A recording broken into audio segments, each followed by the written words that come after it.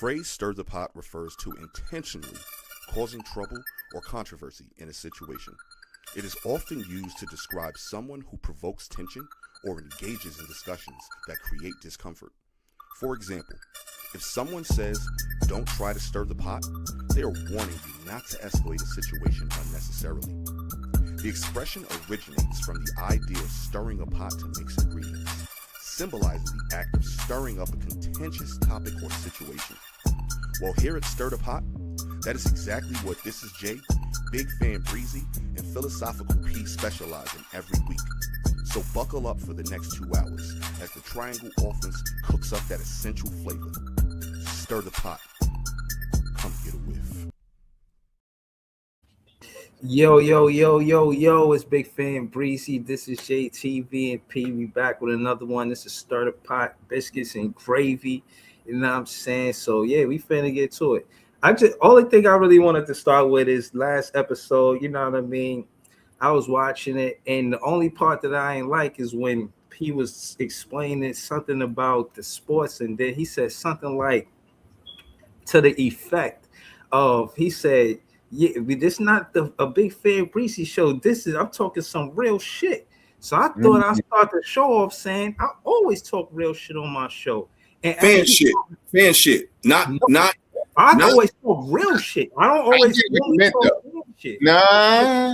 But from that specific conversation, you was coming from a business aspect, and I was coming from a fan aspect. I was speaking from a fan aspect, saying that the fans from Seattle, they missed their team. That's the only thing that I was trying to say. You was trying to, in my opinion, trying to get me to say that the fans was mad at this one or that one. I wasn't saying that they were placing blame. I was saying that I was saying that they was just upset, and they, as a fan base, deserve their team. That was my only point. But I started the show to say that anytime it get contentious like that, we could always have a debate. Jacob be the judge. You know what I'm saying? It could always. You don't want to debate me. You honestly don't want to debate me, bro. Bro, I got the smoke. But you honestly don't want to, because the difference is you're gonna always talk from a fan perspective, and I'm always gonna talk black and white. I'm gonna talk black and white, and you're gonna talk. Just set up the debate. You ain't gotta speak for me. Just set up the debate. You know what I'm saying? That's all I'm saying. That's it. This ain't gonna be messy. This ain't none of that. We're gonna continue with the topipics. We're gonna continue with the topics. And I'm glad I got this shirt on tonight now. And I didn't even know why I wore this shirt. The spirit of Stir the Pot told me to wear this shirt tonight. Yeah. Because you want to debate me? No. It ain't about debate. This is how I talk. This is how I talk. No. This is not about debating. This is about the fact that you said I don't talk real shit on my show, and I felt the way about it.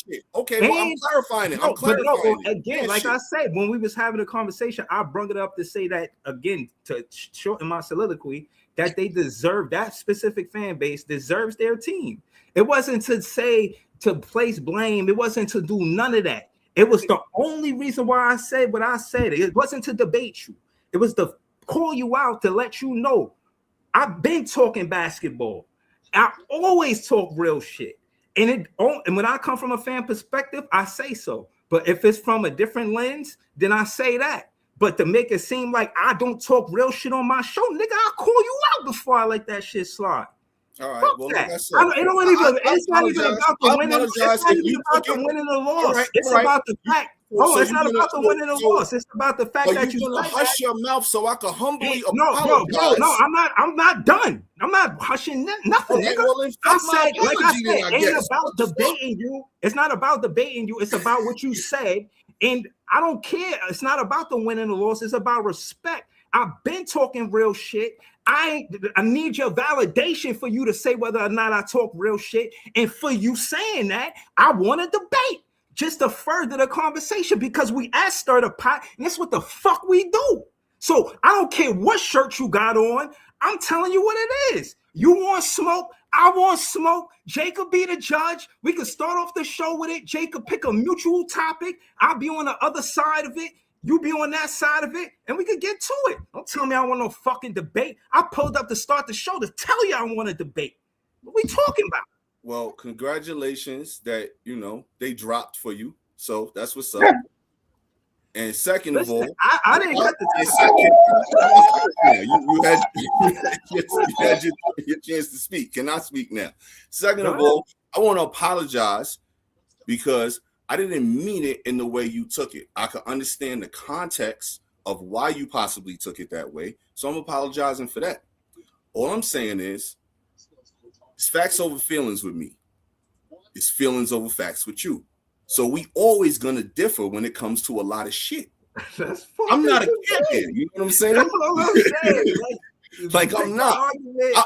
I rock a briefcase. You know what I'm saying? Like, I'm not a Care Bear. So it's always facts first. It's always business first when it comes to me. And set it up. Like I said, I'm not saying that your show doesn't. Because shout out to your show first and foremost. I'm not saying it's not real shit. I'm just saying it's more of a live in the clouds world as opposed to feet on the pavement. That's all. I don't know what the fuck that's supposed to mean. See, again, like I said, I was trying to further this conversation to get to the actual topics, but like I said, all right, well, I can explain what I mean. I feel like it's kind of obvious what he means, though. Like, your name is Big Fan Breezy, not Big Fat Breezy. So it's like he's saying that a lot of the times you take the optimistic route, not the realistic route. I think that's what he's saying. It's basically what I'm saying. That's what fans do. Fans are optimistic.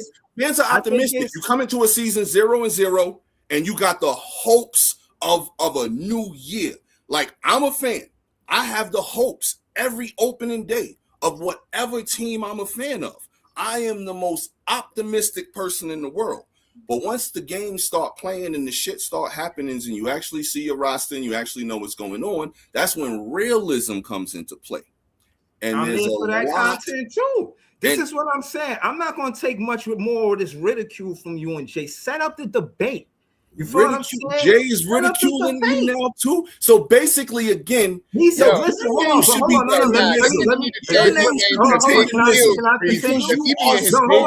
me continue. Let me finish saying what I'm saying. Let me tell you what I mean by what I'm saying. Let me tell you what I'm saying by what I mean. I'm saying that I don't escape reality with my soliloquies. Just because I'm optimistic and I may see it in a way where, and again, this is another thing. Of course, I'm gonna be defensive. Y'all just want to say anything to me and be cool with it. Fuck that. Hold on. I'm talking to Jay. I'm talking to Jay. But you taking it that way. I'm not taking it no way. I'm just telling you what it is. Another episode. You're in your feelings. Again, like I said, at the end of the day, I'm gonna just continue to say what I'm saying and do what I'm doing, bro. Y'all could analyze it and say whatever. I'm gonna still do it. Case in point is, like I said, I'm not trying to make it more than the topic that it is, so we could continue with the show. But set up the debate. That's all I'm saying, and we're gonna see what it is. I'm not gonna take much more, no ridicule from you or Jay when it come down to that. When we could set up a debate and we could see what's what. There's no ridicule. If someone is speaking their mind in a constructive manner that is not destructive or offensive, there is no ridicule. So for the fact that you're taking it as ridicule simply means y'all saying that there's no realism in my content. Yeah, I take all that. Jay is saying is your show is called You're Big Fan Breezy. All I'm saying is you and your show take the stance of a fan only. Y'all never really it's never like, yo, this is really what it is here. Like, let's be real and call a spade a spade. It's always optimism. And there's nothing wrong with that. I disagree with that because it's always about connecting the dots. Jay is on your show way more than I am. So Jay would have a better stance on that than I would. That's just my stance, bro. I'm not. And again, the last thing I want to say, I'm not really. But the last thing that I want to say is, I hope you hear me genuinely and really, brother to brother. I am not ridiculing your show. I am simply giving you my opinion on how I feel your show is. I'm not ridiculing it at all. So please understand that. Okay. Well, what I'm saying is, I think there are people on the show that come through and speak that real shit. But for the most part, Breeze is just speaking from the optimistic side of things for the most part. But some people do come in there and say exactly what it is. That's why Bree's show is cool, because it's not just him giving his opinion all the time. It's everybody giving their opinion, and it's a whole fan base of people that's going to say some real shit. Some people going to say some dumb shit. Some people going to say some real smart shit. Some people going to say some real positive shit. Some people going to say some real negative shit. Like this nigga Leaf going to come on there and be the most negative nigga possible 98% of the time. But shout to Leaf. Know what I mean? Right. And you know what? You know why I'm glad you said that, Jay? Because more times than not, negative is looked at as being more real than being positive, and that's a fact. When the team sucks, Well, I'm not saying that. I'm just saying real is real. Like for me, the same way is optimists will look at the glass as half full. Pessimists will look at the glass as half empty. But a realist looks at it and says it's halfway. Right. A realist is going to be like, guess what? There's more work to do here. That's how a realist is going to look at the shit. Bro, and that's how I look at shit. Like, I'm not like, yo. Bro, I'm not saying you wrong. There's no ridicule. I'm not coming at ridicule. This is not. I don't know why you're taking it as ridicule. This is not what this is. I don't know why you're taking it as ridicule. That's the thing that I think baffles both me and Jay. Because but again, listen, what I'm saying is, as we further the conversation, like Jay said, there's a plethora of people that come on there, and it's a plethora of different conversations.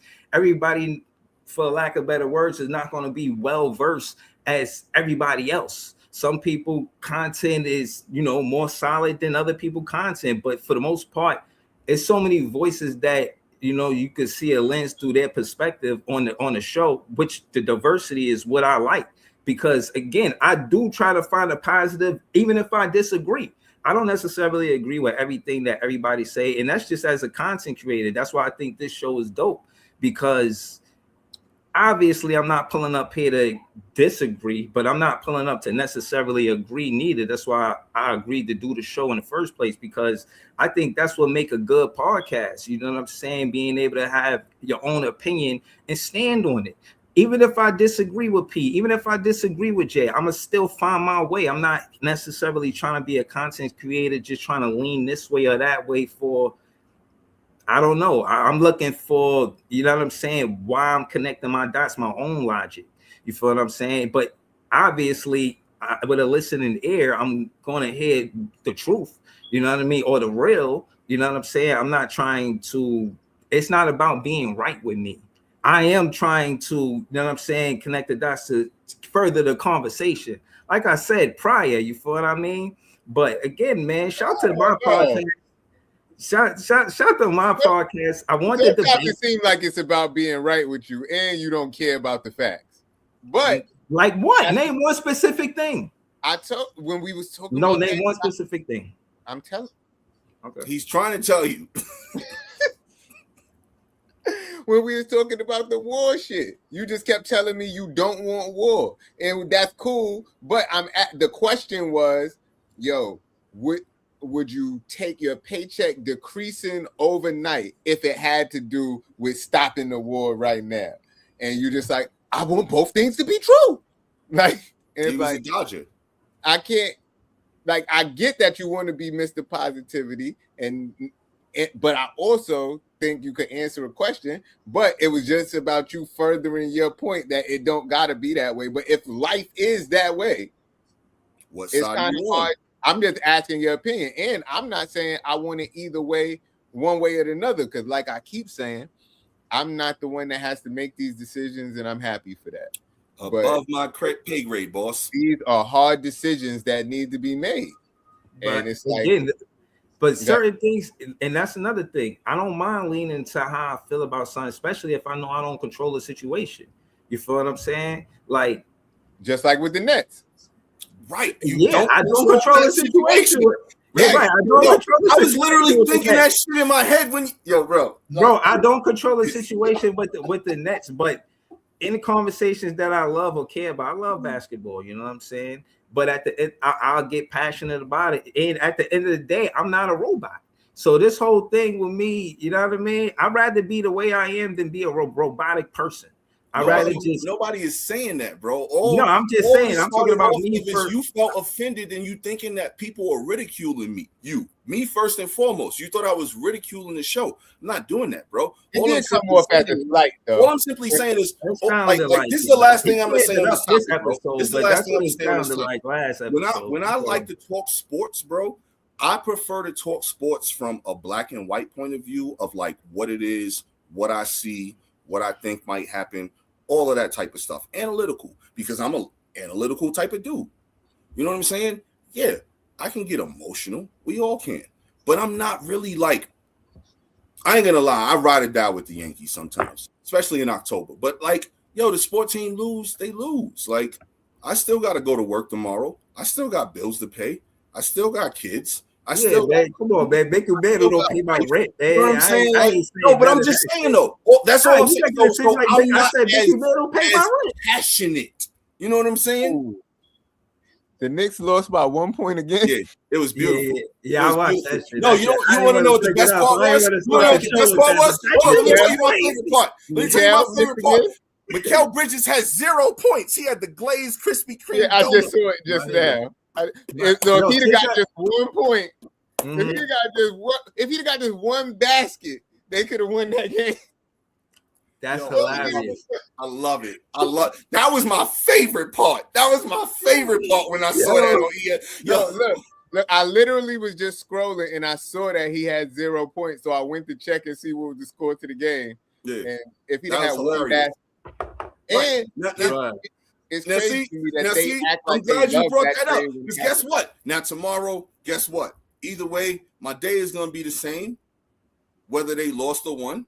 I'm just laughing at it now. You know what I'm saying? Like, I don't know. I don't live or die with it. So to me, I'm not that guy neither. Just for clarity. But like I'm saying, the last part I'm saying in all of this is like, I just want to speak the truth when it comes to stuff. You know, I just want to call a spade, especially when it comes to sports, because it's always been my passion to talk real shit about sports. So, you know, I just like to talk real shit about sports, man. Optimism is great, but if the donkey is the donkey, I ain't gonna call that shit a prize-winning horse, man. Me neither. You know what I'm saying? But at the end of the day, bro, like I said, man, I don't want the thing about the Knicks. I'll say my favorite part of it, then we don't have to talk about sports. My favorite part of it was knowing. I was just about to bring up the World Cup. Right, ain't nothing wrong with sports. I'm joking. No, the train prices is crazy. I'm just joking because he claimed we wasn't talking about sports. But we can talk about sports. Did y'all see the train prices they about to charge? What? For the train prices they're going to charge for the World Cup? Oh yeah. Oh, for the World Cup. $1.50 to get from Penn Station to MetLife. Yeah, I saw that. $1.50. Nasty work. It's normally a $12.50 trip. How you giving up 11 times the rate, pretty much? Nigga, I walk. Yo, that's crazy. I walk. Well, now what the walk say? What the walk say? 2.5 miles. Let me see. I'll do that. I walk through the Highland Tunnel before I give them. Right, it's more than 2.5, but that's still crazy. Niggas running marathons, man. I'm thinking that's a strong 9 What's miles. What's the distance, Jay? Nah, fuck that. What's the distance, man? Them niggas is crazy, man. I'm thinking that's a strong 9 miles, maybe a little bit more. But you know, because when you drive, you can't really tell. 9 miles. How many? 9 miles. You there in 10 minutes. 13? 12 minutes. Yeah. All right, I wasn't too far off. I said 9. Oh, okay, yeah, no, that's different. I'm walking through the Highland Tunnel before. I'm not walking through no tunnel. Yo, I don't like driving through tunnels. Why would I walk through one? You know what will happen when that shit starts cracking and you walking? Oh, nigga, it's going to be on foot. Like Like, you know how they used to have in the cartoons the little stick with the bag with the clothes, the handkerchief in it? Yeah, no, Charlie Brown. Like that. It's crazy, yeah. Yo, that's how Bree's gonna be walking away from this debate when we have it in a couple weeks, man. We're gonna see. Again, like I said, man, we're gonna see, man. I'm not even fitting the pop shit. I just know I'm gonna be ready. You know, I know Jay gonna be unbiased. Bro, you don't want to smoke in a debate with me, bro. And bro, you don't want to give me time to prepare. You don't want to give me bro. time to prepare either. Like bro, that. Wait, like time out though. Time out. Let me just add. Y'all just want to debate some random shit. Like y'all don't even care what the debate is. Y'all just cook him. No. Listen, I came in saying what I was saying because I didn't know how this was fitting the end. So I figured, fuck it, don't let it in. Make a debate and then make that shit part of the show. So my thing is, if it stirred a pot, let's say for instance, like the wall shit that you was talking about, right? We could have been on opposing sides. That could have been a part of the show. Like, all right, you know what I mean? We on opposing sides. He's on this side. He's on that side. Let's have a debate about the wall. Pick a specific what you talking about, bro? What we need to further the conversation? I say we let the people. I say we let the people decide. If we want to make this, if we want to build this into some time, we can strategically do it this way. We can have the debate in 2 weeks, and between now and next week, we can let the people decide. Whether it be right now live, whether it be on the clips on YouTube, whether it be the clips on IG, Facebook, whatever, we're going to let the people weigh in.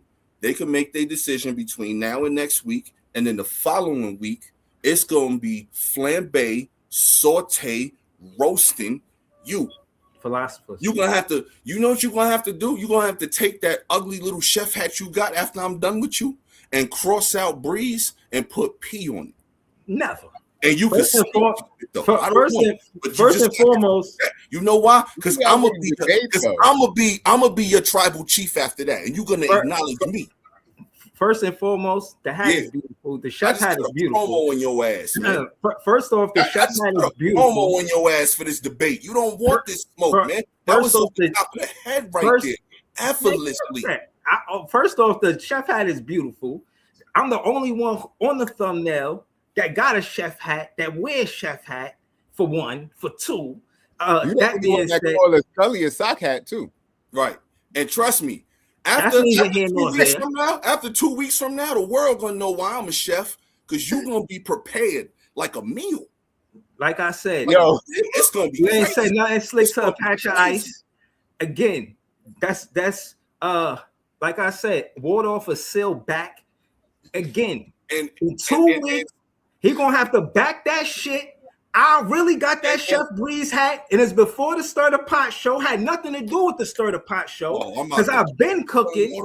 And again, that being said, I'm built for this. 2 weeks, nigga, more like 13 days, 59 minutes, and 56 seconds, nigga. You know what I'm saying? So, fuck you talking. Yeah, I feel like the Rocky music. And I'm gonna tell you, I'm gonna tell you exactly why. You really, really, really don't want this, right? Like for real, bro. Because I told you, man. It's like the whole world gonna know. I don't need a chef hat. The whole world gonna know. Why?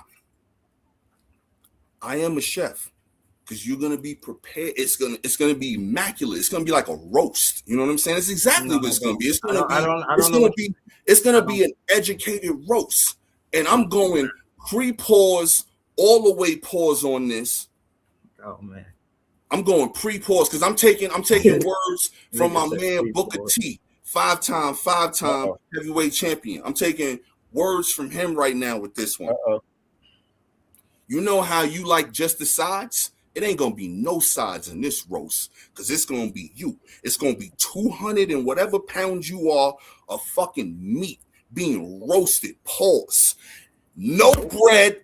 No water, no sides, all meat. And you know what? You know what's interesting about this, Jay? Is that I don't know what the debate is going to be about. It don't matter what it's going to be about. Because basically, I was saying this to defend my page. Confident in this. So it could be about your job, and I will. It could be about basketball. It could be because I was defending my page. Your job, and I would roast you. That's how. To be specific, if we was talking about basketball, so we could keep it basketball. Facts. What's that in the background, dude? This shit is gonna be. That's the Rocky song. It's gonna be magical, man. You're playing the Rocky song. This is gonna be magical, baby. All right, hold on. I got a first topic. Oh man, I can't wait for this, man. I'm like Sherman's mom, cakes and pies. You know what I'm saying? Like I'm excited right now, man. Hold on. If y'all done talking shit. All right, hold on. I'm gonna get to the first topic. This is the topic that I was gonna start with because I thought this shit was wild when I seen it. It said John Morales, the actor who played the crime-fighting cartoon character McGruff. Remember Crime Fighter? Remember the dog? Got locked up for? Yeah. Wait, the dog from the commercial? Yeah, he said got locked up for, man. I know that's where this is going. Hold on. He said, was sentenced to 16 years in prison stemming from a 2011 arrest, which police seized 1,000 marijuana plants, 27 weapons, including a grenade launcher and 9,000 rounds of ammunition from his home, reports CBS Houston. The sentence was handed down Thursday, just 3 days after the 41-year-old former actor pleaded guilty. So he just pleaded guilty. He ain't even try to fight that shit. Wait. Hold up. 41 now makes sense, bro. Ain't no way McGruff only 41 unless they had an OG McGruff and then he came on and took over later. Because that timeline don't make sense. It's a Morales. Ain't no way McGruff younger than us and our age and shit, man. Like, you know what I'm saying? Like McGruff got to be older because McGruff was on when we was kids. It was a cartoon character, so it's just voice acting. So who knows? I know that, but ain't no way. Maybe it's a different dude that did it in the cartoon. That's what it could be a different dude. Yeah, that's what I'm. Yeah. That's what I was. Might have been multiple McGruffs over the time because it says McGruff himself is 46 years old. Right. That's this is all I'm saying, bro. That's all I'm saying. Like, ain't no way in hell it was somebody our age doing McGruff voice. No, but it does say that bro. What? What? It says that shit was in 2014. Right, but we all grew up knowing who McGruff was. I just thought it was the irony of this dude being involved. Okay, so now that is plausible. If he was 41 back then. Yeah, it's a 2011. You just bringing up, bro, you just put some stale ingredients in the pot, bro.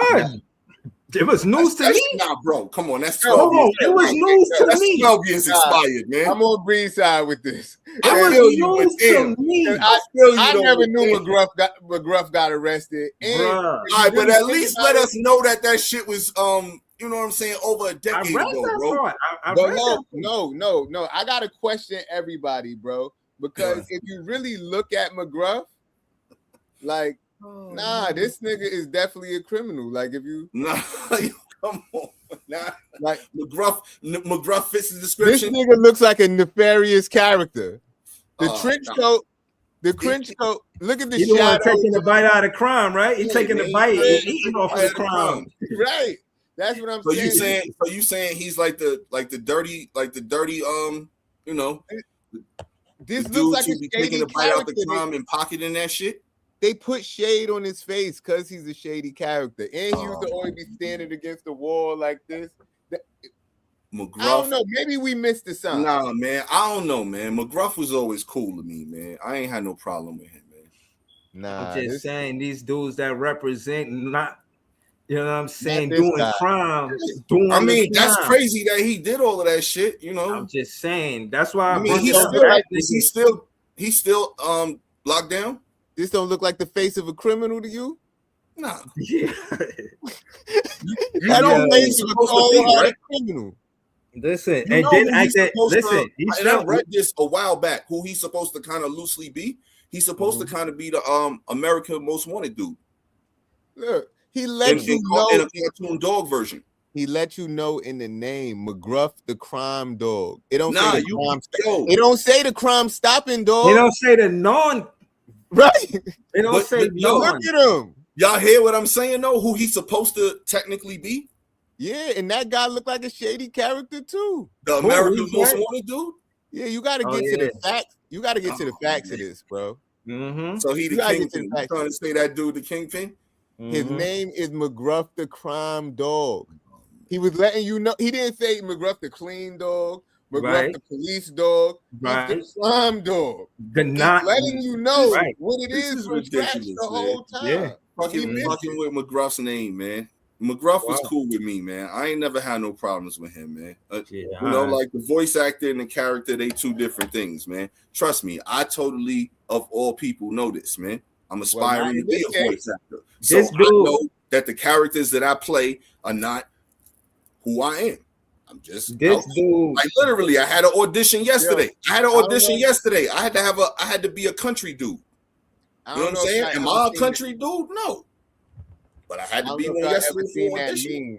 It's a video meme on the internet of a dude like, yeah, my coworkers be trying to ask for my number outside of work. They don't even know me. I'm a whole different nigga. I'm damn near a gang member. And that's this nigga McGruff. Know what I mean? Like when he outside of work, he a total different nigga. He trying like, bro. He at work, that's his representative, man. The nigga, bro. Mm-hmm. That's his representative when he at work. Y'all don't want McGruff come looking for you. If you heard a nigga named McGruff was coming to look for you, would you be okay with that? It's only two McGruffs I know. Nah. Yeah. One a rapper from Harlem, and the other the crime dog. Those are the only two McGruffs I know. Y'all know any more McGruffs? No, I don't know, but that don't seem like a nigga you want to fuck with if his name McGruff.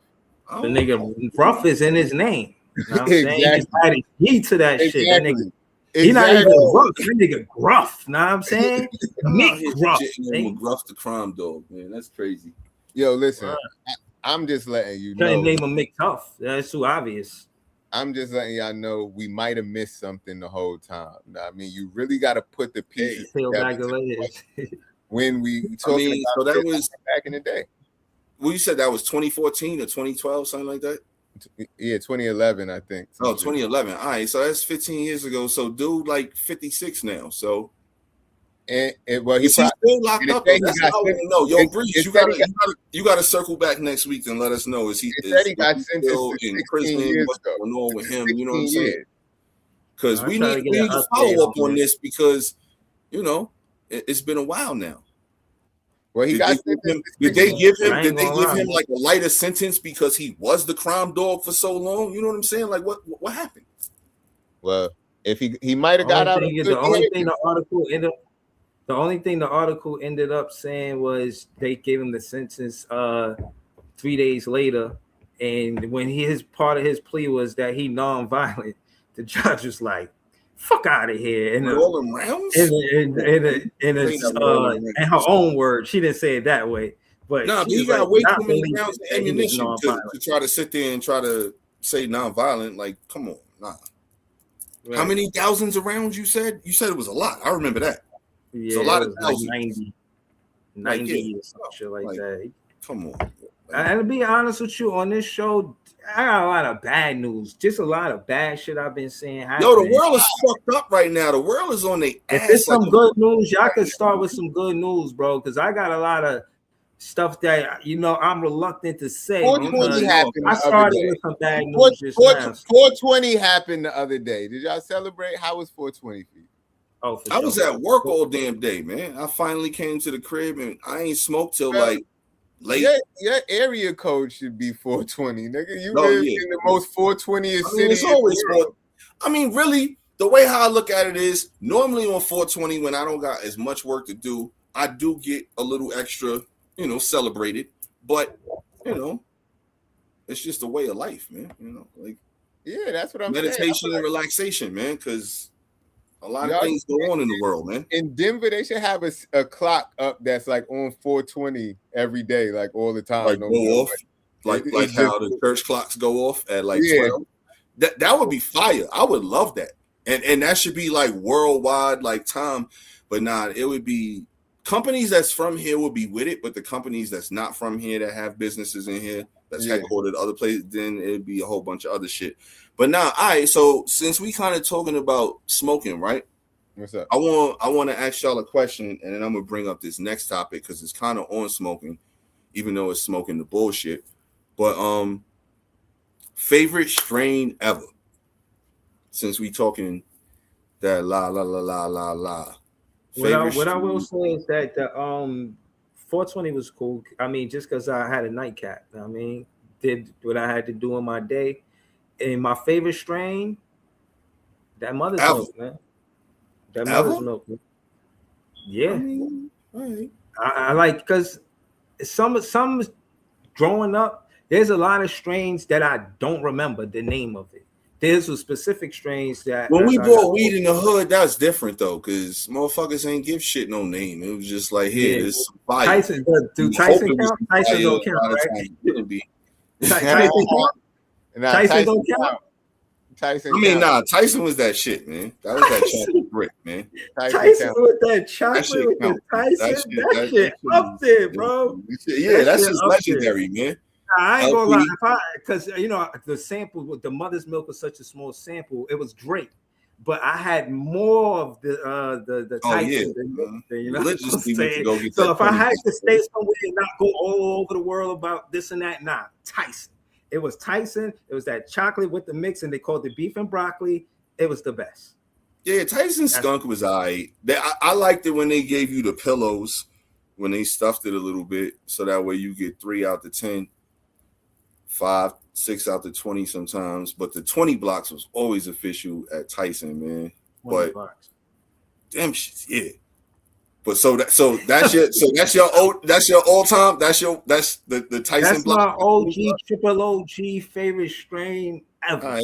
You know what I'm saying? There's some other good shit that's up there, but I don't want to be long winded. That you know what I mean? That's the one. I ain't mad. That's the one for sure. What you got, Jay? I don't know. I'm a simple person. I'm good with that haze, man. Regular when purple haze was purple hazing, or even blue dream, but with purple haze with purple hazing. Early 2000s, early mid 2000s, that shit, yeah, that shit was just an era. Right after Dro. Yeah. But that haze was just like the taste of it and the way it smoked, the fluffiness of it, like it was just that good purple. Like you knew, like that was when people stopped saying weed stink. Like you used to walk up with people like, oh, that stink. When you were smoking some haze, people like, that smells good. Pleasant. Yeah, for sure. For certain. What was you gonna say, P? I know you were gonna think some new high tech shit. About you, P?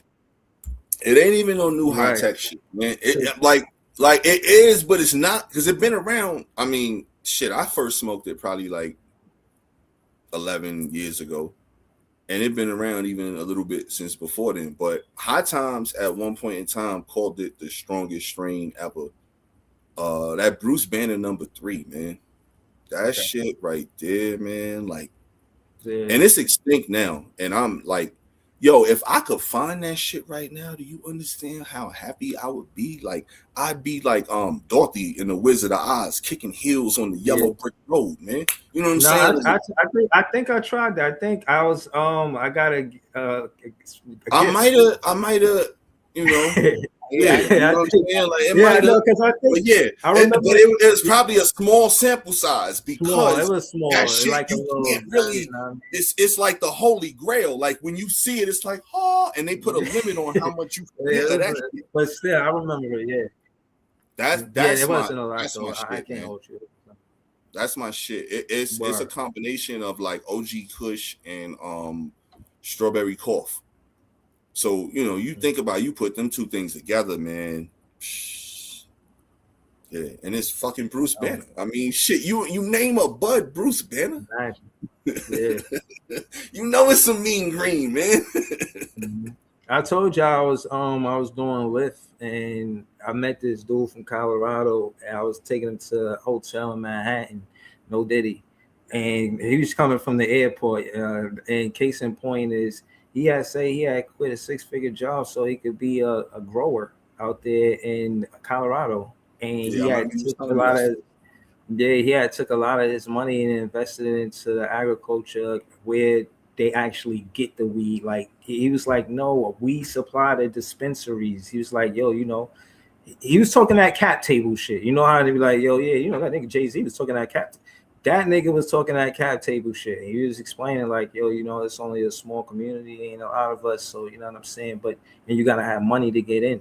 You have to show that you know how to articulate money. You gotta be, you know what I mean, somebody like that, a financial advisor or something of that nature. And he was just the whole ride did. Mind you, I'm not asking him none of this. I think I asked him like, yo, how you doing or some shit, some cool shit, you know what I'm saying? But I was like that as a Lyft driver. I talk to people, you know what I'm saying? Especially, you know what I mean? I don't want to make it awkward. I want them to be comfortable, you know what I'm saying? Pete, you know what I'm saying? I don't want nobody to feel awkward in my shit. I got experiences. So when I got that job, I wanted to be professional as possible. And I wasn't doing a lot of chatting. Like I said, I ain't asking a lot, but he was, and I said all this to say that he was just heavily invested into the growing of the weed and the taking care of it and what it took to have hydroponics and what it was. And right. And he was talking about, he was like, yo, in California, they got colleges that you can take. You could go to take classes in colleges to learn how to grow weed. You know what I'm saying? It's like that in the West Coast.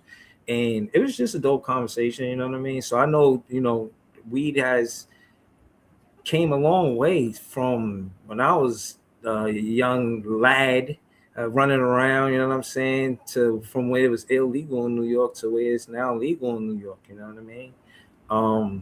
So interesting, you know what I'm saying? I feel like it, from what I've heard, everybody wins. You know what I mean? It's upsetting to know a lot of people had to do bad jail time for this shit, you know what I'm saying? But just to see it be legal now, you know what I mean? But yo, the crazy thing about it is it's not legal everywhere yet, and that's one of the things about smoke I wanted to bring up is the fact that this dude did something good today, and basically, the thing that he wanted to do to push through weed from being changed from a Schedule 1 category drug to a Schedule 3 category drug officially kind of went in motion today. So. I'm glad that happened, and basically, the ramifications on that, and I'm gonna talk about it real quick. I'm gonna pull this up. Give me a second, because I didn't know exactly when we was gonna get into this part, but yeah. So basically, the gist of everything is it's less restrictive now. So okay, you can't really be penalized. Category 3 is subtle, right? It's not harsh. Schedule 3, yeah. Schedule 3, yeah. So basically, Acting Attorney General Todd Blanche signed an order on April 23rd today that moves marijuana products approved by the FDA or licensed for medical use by the states from a Schedule 1 to the highest level of regulation to the less strict Schedule 3. This rescheduling action allows for research. This is the thing right here. This is the big thing right here. This rescheduling action allows for research on the safety and efficacy of the substance, ultimately providing patients with better care and doctors with more reliable information. So this is a big step to now possibly getting it federally legal. You know what I'm saying? Because in multiple states now, we finally have where it's legal, both medical and recreational. Some states it's just legal medically. Some states it's still illegal in medical terms and recreational terms. Now, here's the big thing with that. Well, two sides to the big thing with that. First, I'm going to give the big thing with that because if you're crossing state lines with weed, let's say if you're a medical patient, let's say if you just purchased it for recreational purposes, whatever the case may be, and now you're crossing state lines, now you're possibly in jeopardy of being arrested. And wait. Your Honor, think about it. all I really did was carry a couple of plants over some imaginary lines. Right. You know what I mean? That were legal in it, and now you can put a twist on that. That were legal in this state, but why aren't they legal over here? Right. Shout to Blow. That was a good ass movie. And that when he said that in the courtroom, he made that shit sound so convincing. So good. But unfortunately, those imaginary lines you crossed were real. And the plants you brought with you were illegal. Since that nigga, like, how many years? I forgot. But it's a lot. Him. Right after that. Like 9 or something like that. Yeah, 300 pounds though. Yeah. But I pulled it. But hold up though. So real quick. And then from the other side, think about it like this. So that's just the personal side with the effects that has. The business side now with this is this. Yo, do you understand that because cannabis is not federally legal, there are so many businesses that can't do businesses with other businesses if they're in the cannabis business, even if they reside in the same state, because of cross-state restrictions on federal products. For example, for example, I cannot go into any type of dispensary and sell any type of insurance product through the business because they work at a dispensary.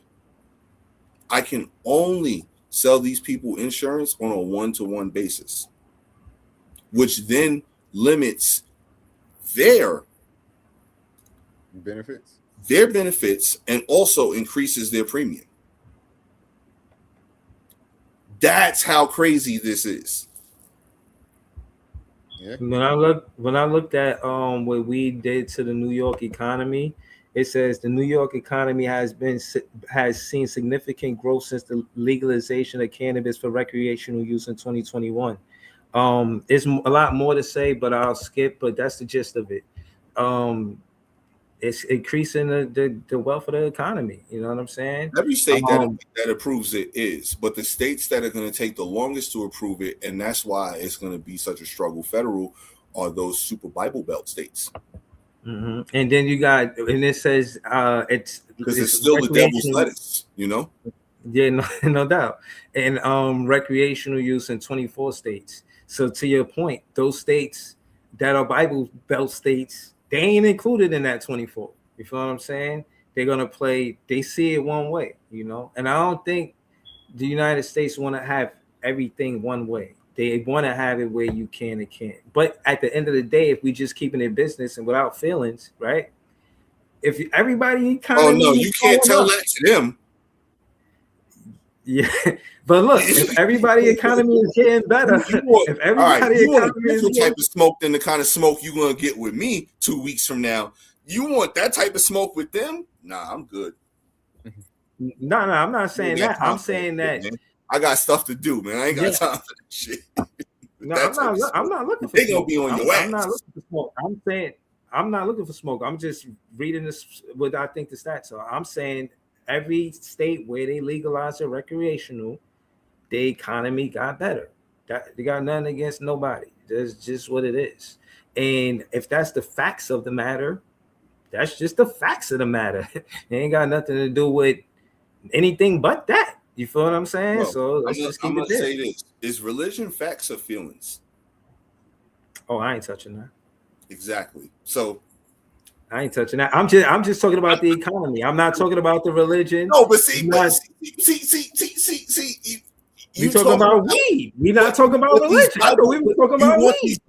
But you want these Bible belts. I don't want them. This is what I'm saying. Don't say that I want them. I don't want them. And the reason I asked that question, never mind. See, okay, like you said, like you said, it's above my pay grade.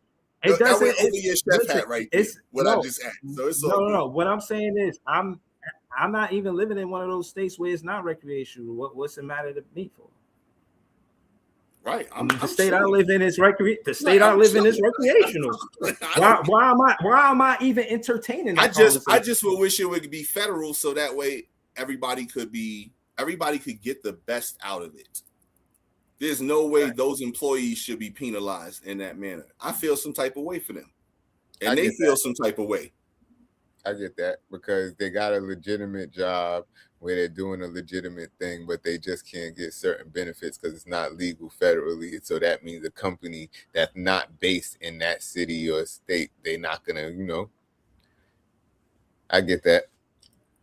It's crazy.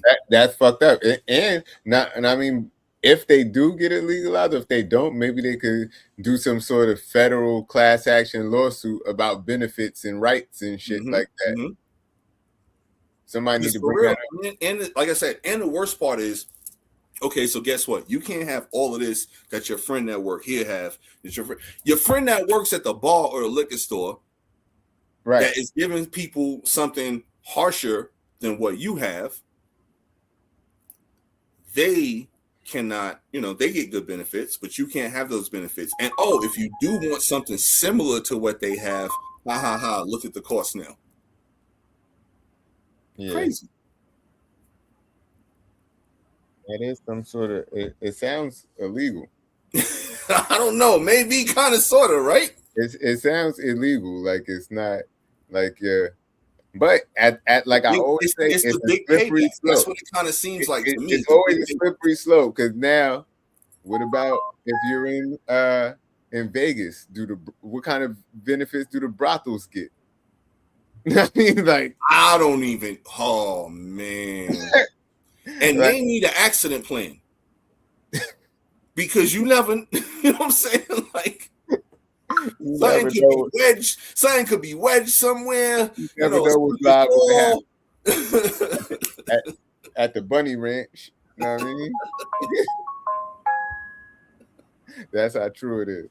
Oh man. Nah, but for real, I'm just saying though, man. It's crazy. Yo, did y'all see this shit with a bus where the nigga attacked the bus driver while he was driving? Yeah, why do that? Why? Crazy. Bro, he walked up on the bus driver while he's driving the bus, snuffing him up. Bing, bing, bing, pulling him out the chair. The bus is now driving itself. The bus is driverless. And the bus this ain't no Waymo. Right. And then the bus crashed into the damn wall. And then the bus driver fly into the front of the bus. Like, if I'm that bus driver, bro, I'm suing. And I'm never working again in life, bro. Because I got anxiety forever. I can't even drive my car because I think somebody about to. The city got to pay for a chauffeur for me, man. Because that is insane, bro. You just doing your job, driving the bus with both hands. He gets popped on. He got to fight the dude off. And then the bus hit the wall. You seen the way he hit the front of the bus? Like a roller coaster. Right, I'm like, damn, that's a bad day, bro. And I guess it was cool because everybody walked away from it safely, it looked like. But, god damn, like, what kind of day at work is that? Right. Yeah, and they feel protected by the law because that's a federal crime. Like, real shit. Like, it say if you hit a bus driver, you're doing 7 years or something crazy like that. Big bold. No word. So 9 times out of 10, I won't say that a bus driver drop his guard. Even if you see somebody get a little rowdy, you're like, nah, this nigga ain't crazy. He ain't really fitting to do no shit like that. He just tripping or whatever. But for somebody actually to do a violent act to a bus driver, bro, that's fucked up, bro. That's fucked up. And I feel for that. And I agree. It sounds funny, but I agree. Let him have anxiety and let him get chauffeured around for the rest of his days. You know what I'm saying? Like, he ain't driving nothing no PTSD, more. You know what I'm saying? PTSD, like for real. Like, that shit is real. Like, yo, the world is fucked up right now, man. Like, all I keep reading and seeing is bad shit. Like, this is another shit. Like, when I seen that shit, I'm like, what the fuck? Y'all remember Ghostbusters 2? When the ooze was like below the city and it was making the whole city be all angry and everybody was mean to each other and shit. That's what this shit kind of remind me of with the world right now, man, where it's like the ooze is bubbling and it's just, yo, all I keep reading and seeing is foul shit after foul shit after foul shit, man. Crazy. Like, yo, all the kids wilding out right now. Yo, I can't tell you how much wild shit I done seen about kids. Yeah. Specifically over the past couple weeks, man. I just seen some shit where it was a 15-year-old stomped a 14-year-old girl in the head because he ain't want to give her number. Crazy. I seen that shit too. That's wicked. That's wicked. And see, I said, and what I was saying last week, Ghostbusters shit, man. Right, like I said last week, and it sounded. Nah, but it's. I think it's wilder right now, man. Nah, this stuff been happening. It just wasn't on the news, and two, y'all niggas is older and shit, so you getting consciences now. Because I ain't never seen nobody do that, man. No, I don't see people violate for a female not giving a dude a number, but not no stomp in the head. I done seen like water being thrown at, not to say it like this, but stuff like that, but stomp in the head. I never seen that. Not to say it like this, but people have been unalived for that. Now, I mean, this is not, I did. This is not a new thing, and I'm not saying that's once in a while. I read a story about that once in a while. Yeah, I'm just saying it's not. I'm not trying to diminish what happened to Shorty. That's super fucked up, and whoever did that, that kid deserves something. That kid deserves his just desserts. Yeah. You know what I mean? But I'm just saying, all of this stuff has been happening. It just ain't always been on the news. It just ain't always been. It's the news and everything, like, and social media just putting this stuff in your face, multiple times a day from multiple angles. That's all it is. But the world been just as bad before. I don't know, man. I think it's getting worse, man, honestly. But and then I also feel like, as an adult, I feel empathy for people more than I did when I was a child. Like back in the day, you used to be on top of the train station or something, you throw a water balloon down on somebody, you're not thinking about it. But then now you, as an adult, you think about, damn, probably on the way to work or some shit. Just get hit with a water balloon with shaving cream in it. Like, yo, why did you do that? Right. No, that's facts.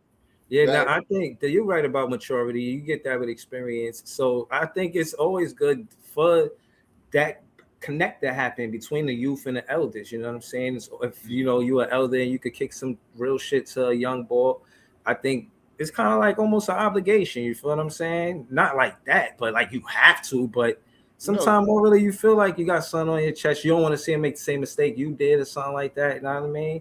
And to your point about the story, if I could have seen him the day before that, I wish he would have seen the podcast last week where he heard how, you know what I'm saying? I ain't get all of the girls, but I lived another day. You know what I mean? It's okay if you don't get a number. It's okay if, you know what I mean? You work all day on your Mac game. You tried it. It didn't work. It's okay. That's the problem. You don't need to work on it, man. If you're working on it, you ain't got it.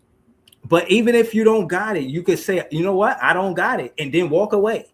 You feel what I'm saying? Like, that's my point. You could walk away from the situation without making it worse. Like, if that's the worst thing that happened, is a girl that you tried to talk to didn't want to talk to you. If that's the worst thing that happened in your day, bro, you live in life, bro. Don't even trip about that. It is a lot of women in the world. Trust me.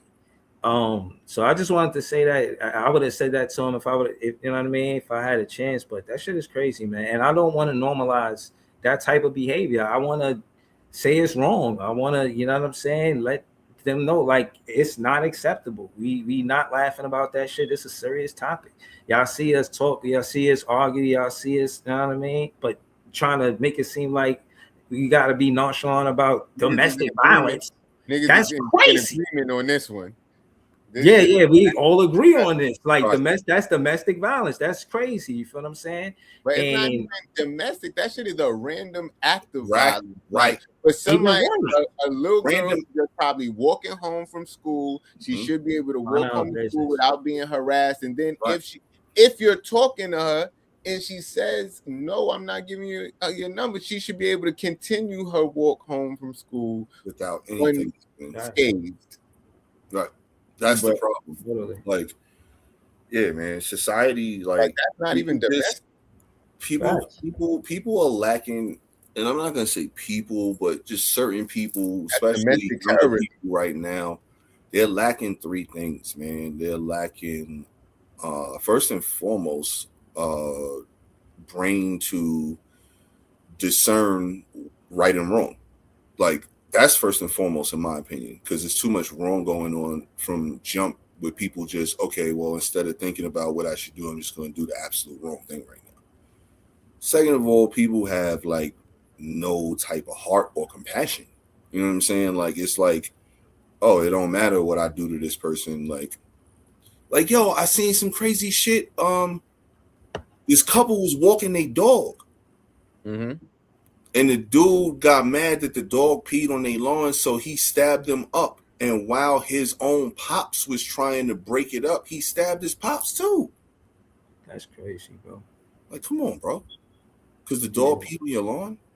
You stabbing people, including your pops? It's wicked. You know what I'm saying? So, like, no heart, no compassion. So, first of all, like I said, the difference between right and wrong, not doing that. Second of all, no heart, no compassion. Third, and I think the biggest thing might be, is no fear of consequences. Yeah, listen, speaking of consequences, did y'all see about the Houston police officer that had too many drinks? Started running her mouth about the N-word and this and the N-word that. And the police gave her walking papers. Mm-hmm. You know what I mean? They should. Because what's she going to do out there in the field after talking reckless like that? The same. And they know about it. So you told the public that's how we roll. Even if they, they always got this blue wall. I understand that. But she went on social media, said what she said, and it's like, that's fucked up. Because I'm gonna just call it what it is. If you see police, this is the reason why people be on edge and say that they got their own perspective about us before they even know us. They just, stereotype us to be some type of way to justify doing us bad. And then you see her say what she said, it just leave a stain on the police department jacket. Bro, they had to let her go. You know what's crazy to me? And like, growing up where we grew up, that's why it makes it even crazier to me. So, like, where we grew up, us and Hispanics were one and the same. You know what I'm saying? We all got along. We were all cool. Same hood. We went to the same schools. We played in the same parks. Like, you know what I'm saying? We grew up on the same block. Like, everything. Yo, it's not till I moved out further west that I realized that there is, and I'm not saying all, because I got some homies out here that are Hispanic that I'm very, very cool with. But there's way more of a divide out here, and it's crazy. Like, like I said, growing up where we grew up, I never thought it would be a thing, but out here, it's a thing.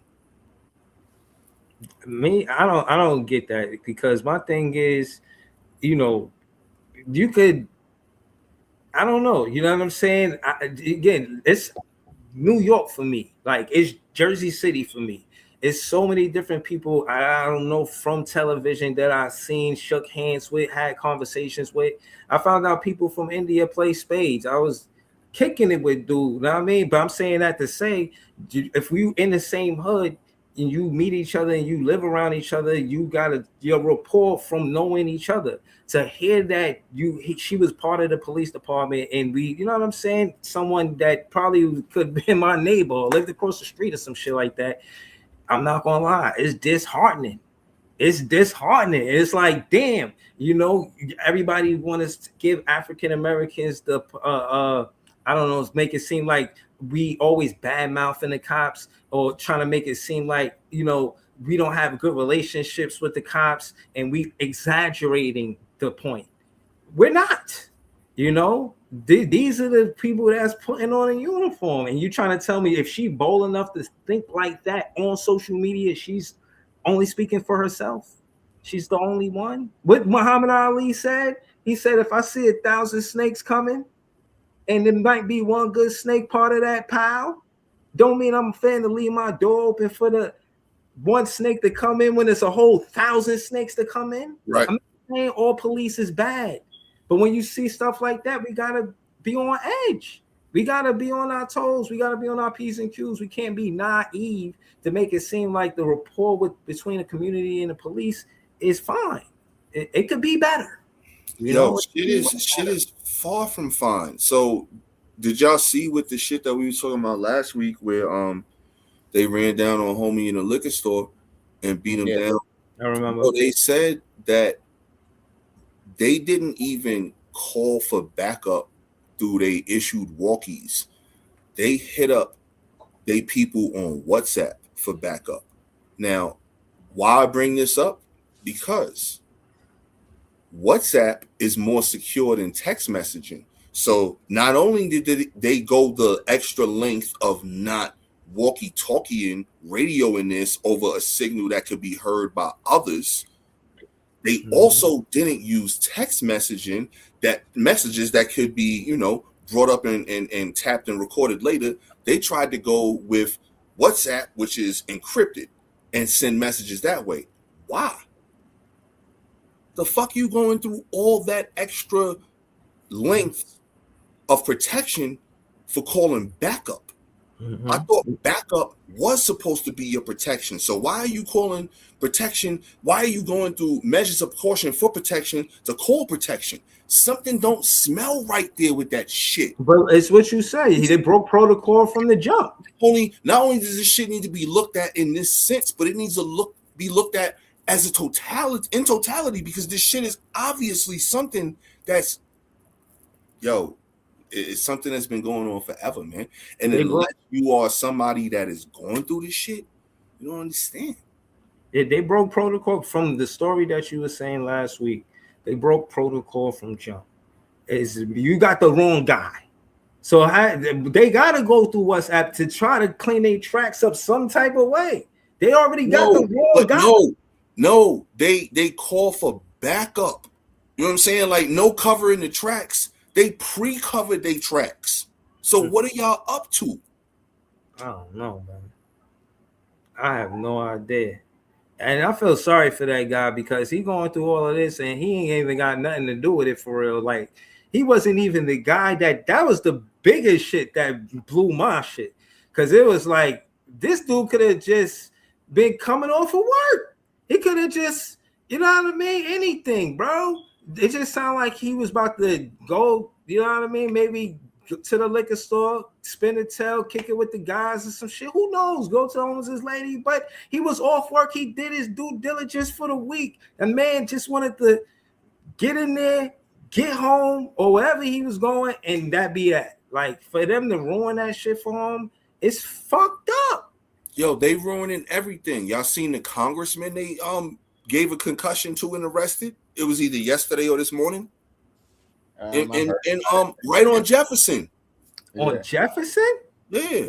It's over like a rent dispute, or they trying to somebody's house. Over like they trying to evict this lady. And the congressman they think it's an illegal eviction too. The people were saying it's like an illegal eviction. They're trying to take her house or something like that. And but I don't know the whole story, but it was a city councilman, sorry, not a congressman. But I think she got arrested the other day, and then her father, they was looking for her father or something like that, and then it seemed like all hell ensued.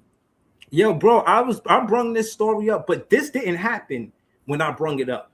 When I brung it up, I was just talking about deed theft.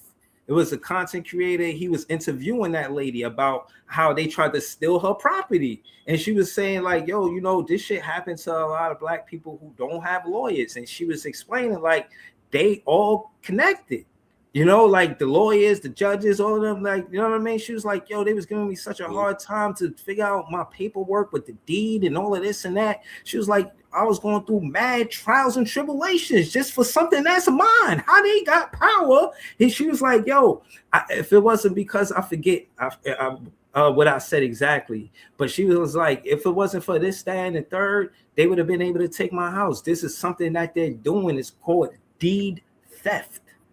This shit is fucked up. And then for you to say that it led to violence, this city councilman out there trying to fight for their rights and shit and help them, and he wound up getting concussed and arrested because they didn't know he was a city councilman. They just, you just somebody else here in the disturbance. You know what I'm saying? And from what I've seen from the content that I brung that time, it was her house. That's why they couldn't do it. But if you don't go to court and fight for it and say it's your house, when they initially put out that paperwork for the deed of your house, they got your ass. Unless you go to the courthouse and fight for it. You have to show face. You have to show them, yo, I'm a real living human being. I'm alive. Because that's another thing. Sometimes the house get passed to a family member, and it basically the chaos around the information and knowledge of it, they take advantage of the homeowner not knowing it.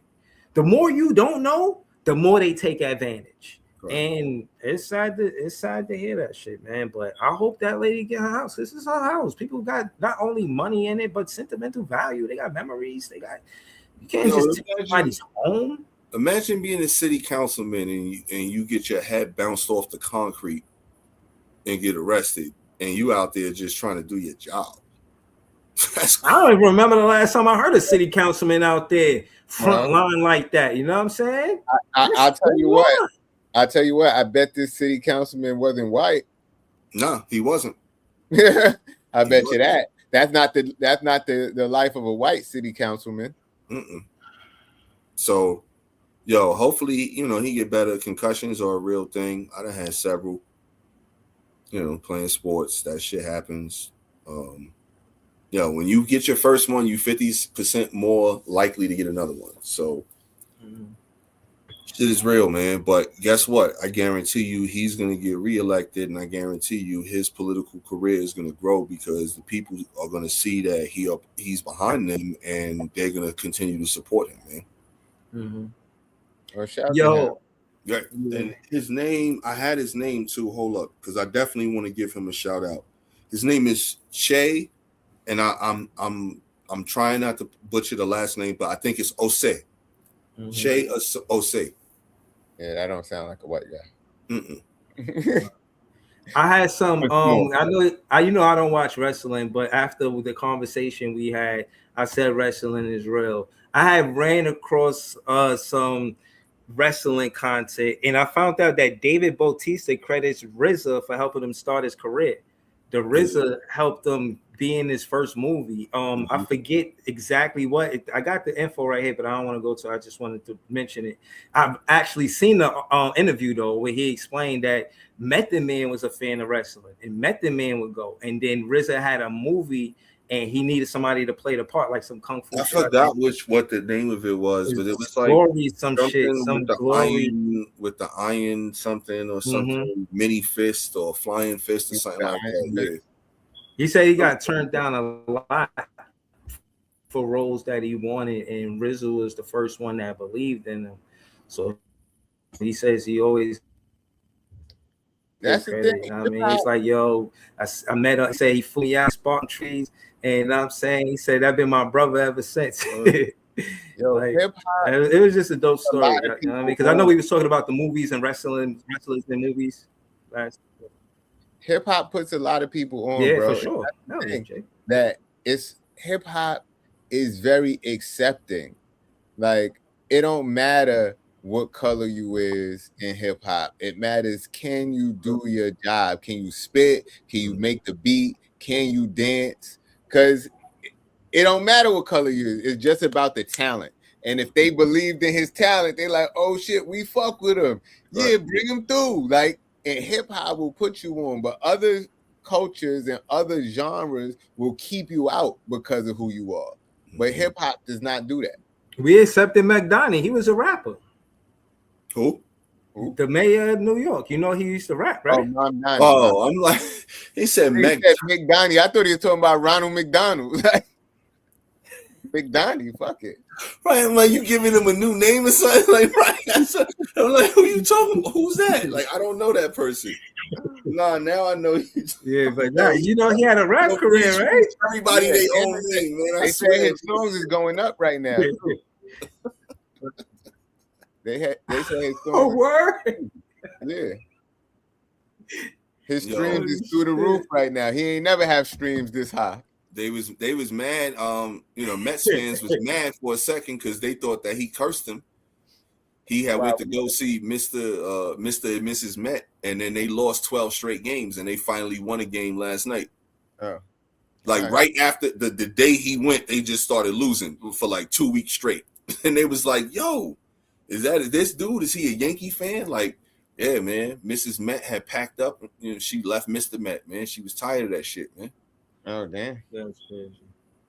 Well, I wish the Mets more 12-game losing streaks. Blue and orange in New York sucks, man.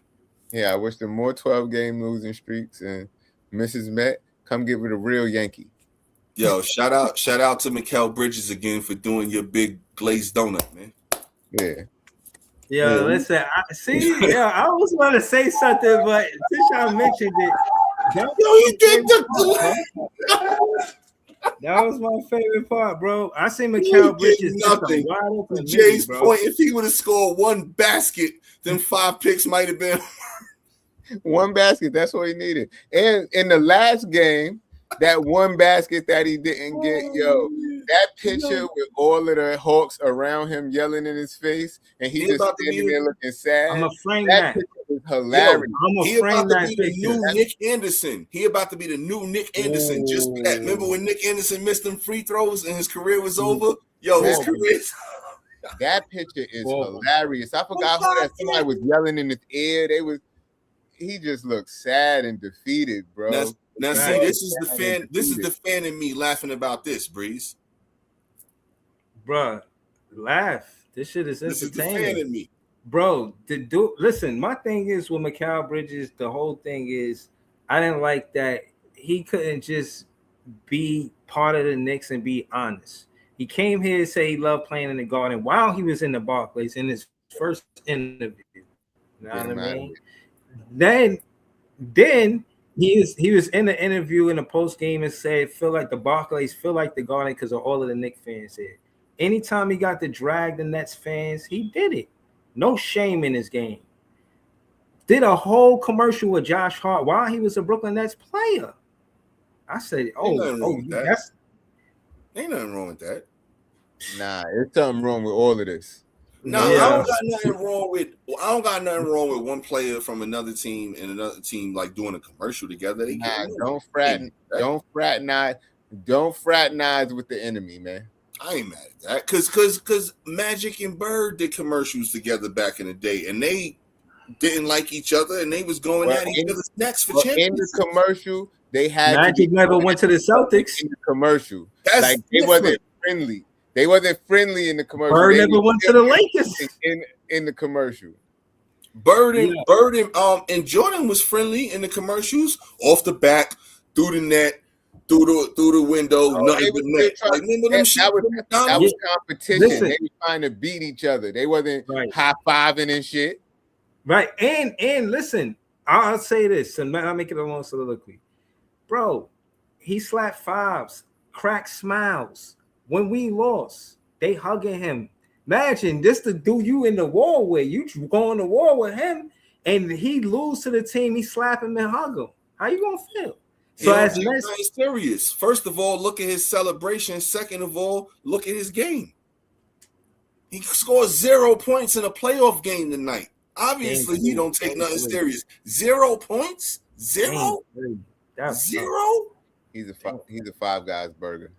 Even Josh Hart had 2 points. Right. He played. I can't defend. Josh Hart had 2 points. There you go. Yeah. Right, exactly. I can't defend none of it. I can't defend none of it. He had a bucket. That shit is crazy, bro. I love this shit. Yeah, me too. It's the fan in me. I just wonder if the same thing is going to happen, because didn't the last time when Trae Young was on the team, they won the first game and then lost 4 straight? No, I think Trae Young beat them that series. That was when Randall was on the team. He did beat them in the series, but how did they lose? I think they won a game in there. I think they lost in 6. I thought they lost in 5, but I thought it was 6. I don't know. I don't follow them that much to know that, but I think it was 6. I can't remember. I feel like they won the first game and was mad happy and was throwing one of their famous Nick parades, like they won everything, and then lost 4 straight. And that's why they so quiet this time, man. Because they quiet right now, man. Tonight, I bet they real quiet. Word. Beautiful, man. And the funny shit is, I was on 34th Street earlier. I called Breeze. I was like, I feel like I'm behind enemy lines right now. All I keep seeing is fucking blue and orange jerseys and hats and all this shit. It made me feel uncomfortable being around all that shit. Yeah. And again, man, they get what they deserve. You know what I'm saying? You did all of that for your friend, and your friend ain't better than DiVincenzo. Y'all disrespected DiVincenzo. You know what I'm saying? But he was their friend too. But that's what I'm saying. Part about it. Bruh, this dude dropped 30 in the playoff game. Y'all talking about Mikal Bridges? He had 0. DiVincenzo had 30. Imagine how that gotta feel. Like it's the three of us right now, right? And then all of a sudden, y'all just be like, yo, we about to trade you for La, P. Be that's like, crazy. Man, that's fucked up, y'all. That's not even really what they did. It's kind of though. It's like no, a little bit. No, it's like us three on the team, and then we tell the coach, yo, let's trade for La. We gonna get La, and it's gonna be all 4 of us, and it's lit. And then the coach said, yeah, let's get La. And then we get La. As soon as we get La, then we trade you. Like it's like, hold on. It was part of the package. Bring the band back together. I think that they thought that was gonna happen, but it was part of the package, bro. It was different. Jay, the way it went, it was Cat and DiVincenzo. That was the trade to make the money work, right? They didn't want to pay Randall. Randall wanted to get paid, whatever the fuck. Case in point is they tried to make the money work and getting Cat over here. And truth is that DiVincenzo being part of that shit, if Jalen Brunson was his real friend, he would have said, yeah, we could get Cat for Randall and y'all make the money work some other type of way. But do not trade away DiVincenzo. If Brunson didn't want him to get traded, he would not have got traded.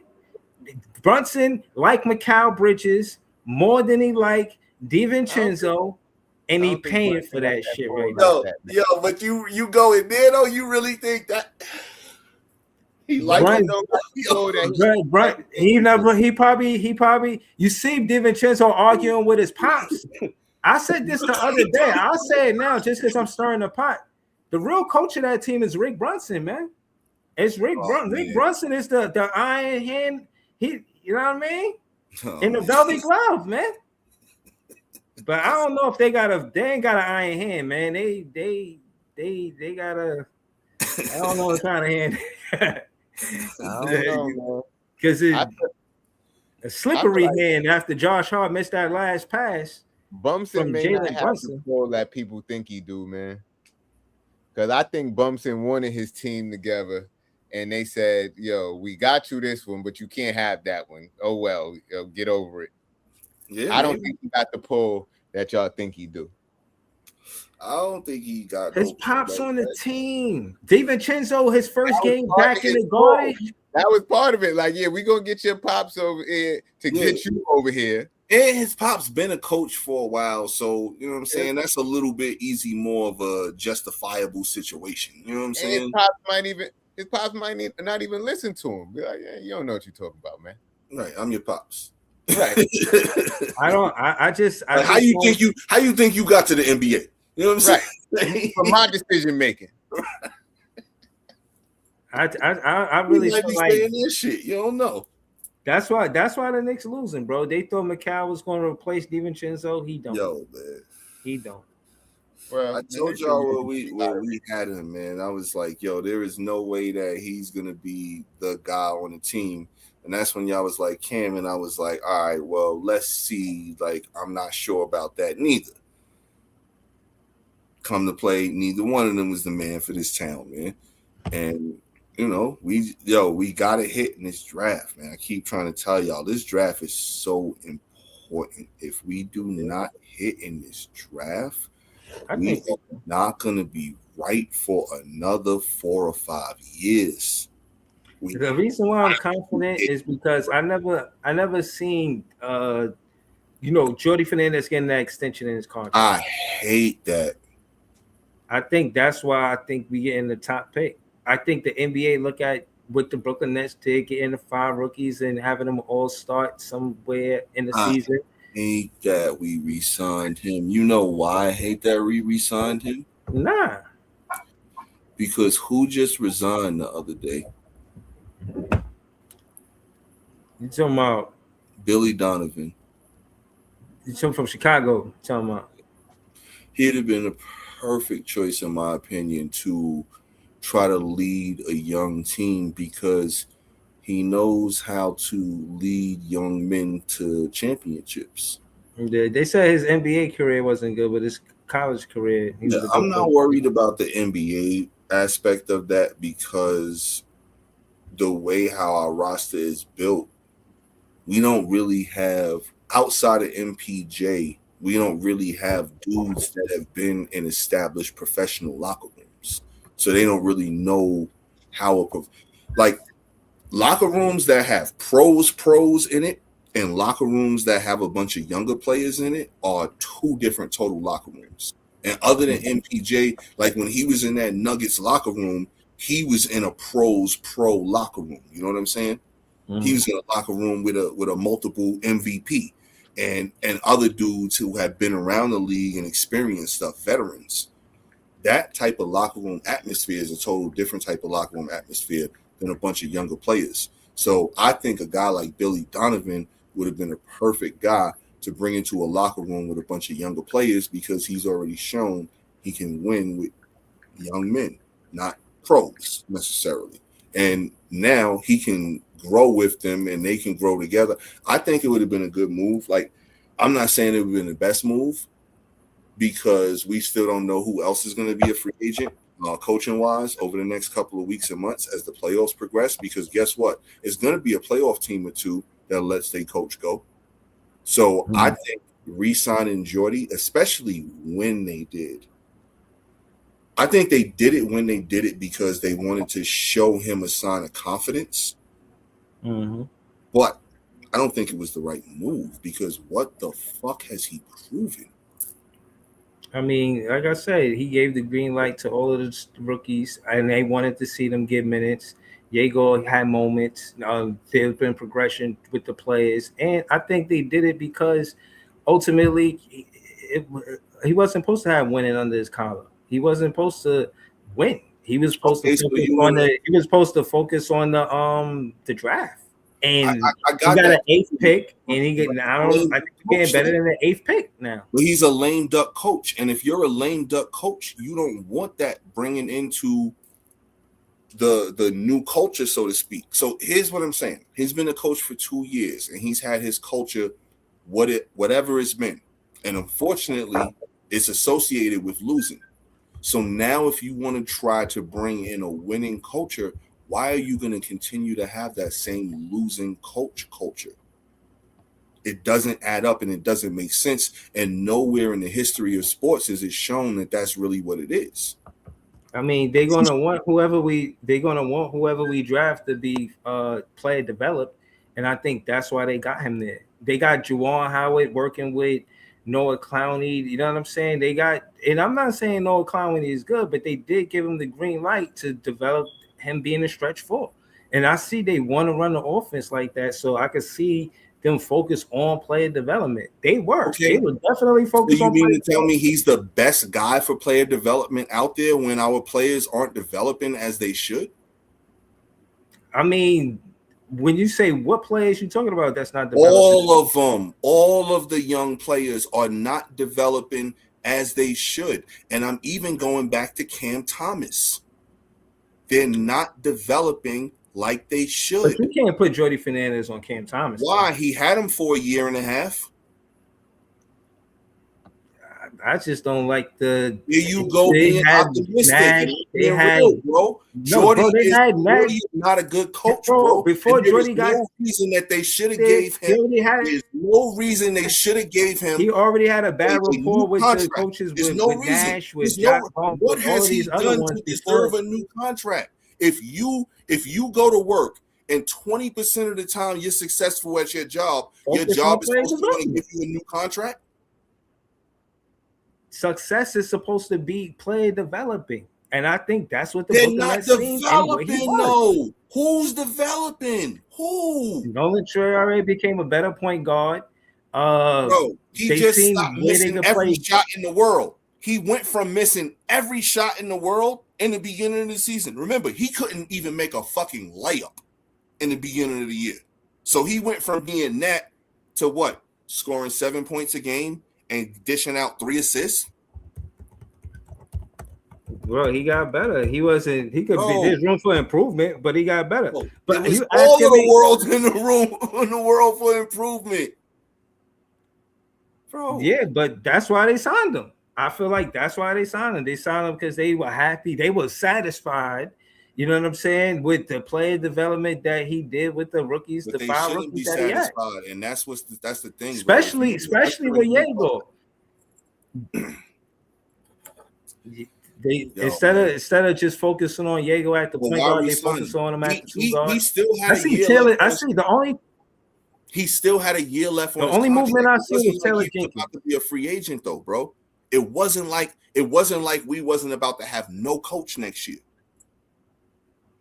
Oh, but I don't know. This is what I'm trying to say, bro. The timing of it, the timing, and you're, bro. This is what I'm saying. This is why when we have particularly sports discussions, I'm looking at it from everything, and you're looking at it just, he did good enough job to keep his job. Nobody said he was about to get fired. I didn't say that. I said why give him a new contract? Why give him a new contract? I didn't say that. Why extend his contract? Why not let him play out his contract and see what he does this year? They feel like they found their guy. Simple.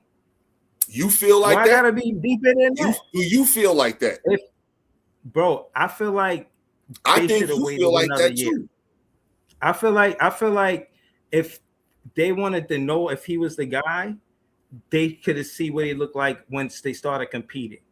They didn't because that wasn't their primary focus. I feel like their primary focus was player development, not whether or not he's gonna be competitive this season coming, because that would be contingent on whether or not you would sign him. They wasn't focused on that. They was just focused on player development.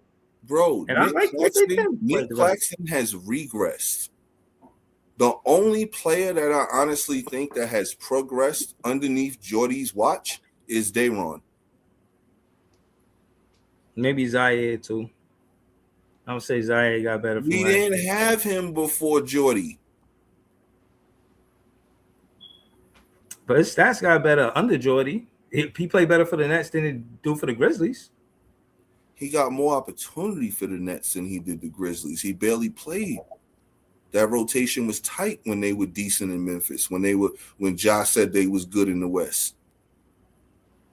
I seen Zaire Williams become a better 3-point shooter. Yeah, Josh should have never said that. It's been over after that. But bro, like I don't see this player development that you're saying that they see. And that's what I'm saying. I think they should have let him play out his contract and then decided to give him a new contract. The timing of re-signing him when they did, the timing, bro, it was fucked up. I mean, yeah. And I hope it doesn't come back to bite us in the ass in the long run. I hope this is not another Sean Marks decision that we're going to have to pay for. This dude is doing us way worse than Billy King ever did us. Remember, Billy King screwed us over with the Tatum and Brown draft pick trades for KG and Paul Pierce and Jason Terry and all that shit. That shit set us back. Yo, Sean Marks better not keep making us move to set this Jordy move could possibly set us back, man. Like, I'm not saying there's not a chance for him to get better at coaching, but I just don't understand why they gave him a new contract right now. I really don't. We gonna see. Time will tell. But I like Jordy. Bro, like that time will tell shit, bro. No, that's a fan's perspective. Fuck what that you shit. It's a fan, bro. It's in the off season. What you want me to say? I'm gonna know about tomorrow. Will tell shit, man. Let's make the right moves and let's stop making mistakes. Bro, I feel like I'm telling you from my perspective. I like Jordy Fernandez and the coaching staff. I'm telling you, I disagree with you. I know you like him, bro. Obviously, and that's what I've finally been trying to get you to finally say, because you've been dancing around saying, "Oh, well, the organization thought that this was the best move, and this is what they thought." Nah, they was focusing on player development. They didn't dancing around it. Like, I'm not dancing around. I'm giving you clarity. They did not make their decision contingent on whether or not he's a competitive coach. I'm gonna let you know right now, bro. As long as your coach is our coach, you're not gonna be good. Hold on a second. Yeah, as long as your coach is our coach, bro, we're not gonna be good. I beg to differ. We'll see what happens. Because the players already have been looking at him for 2 years and saying, "This is what we are." I think they was on board with knowing what whenever it is. Please understand the history of sports, bro. Unless you think we're gonna be like an anomaly. Winning happens when the new coach comes in, not when the same old coach with all the losing stays there.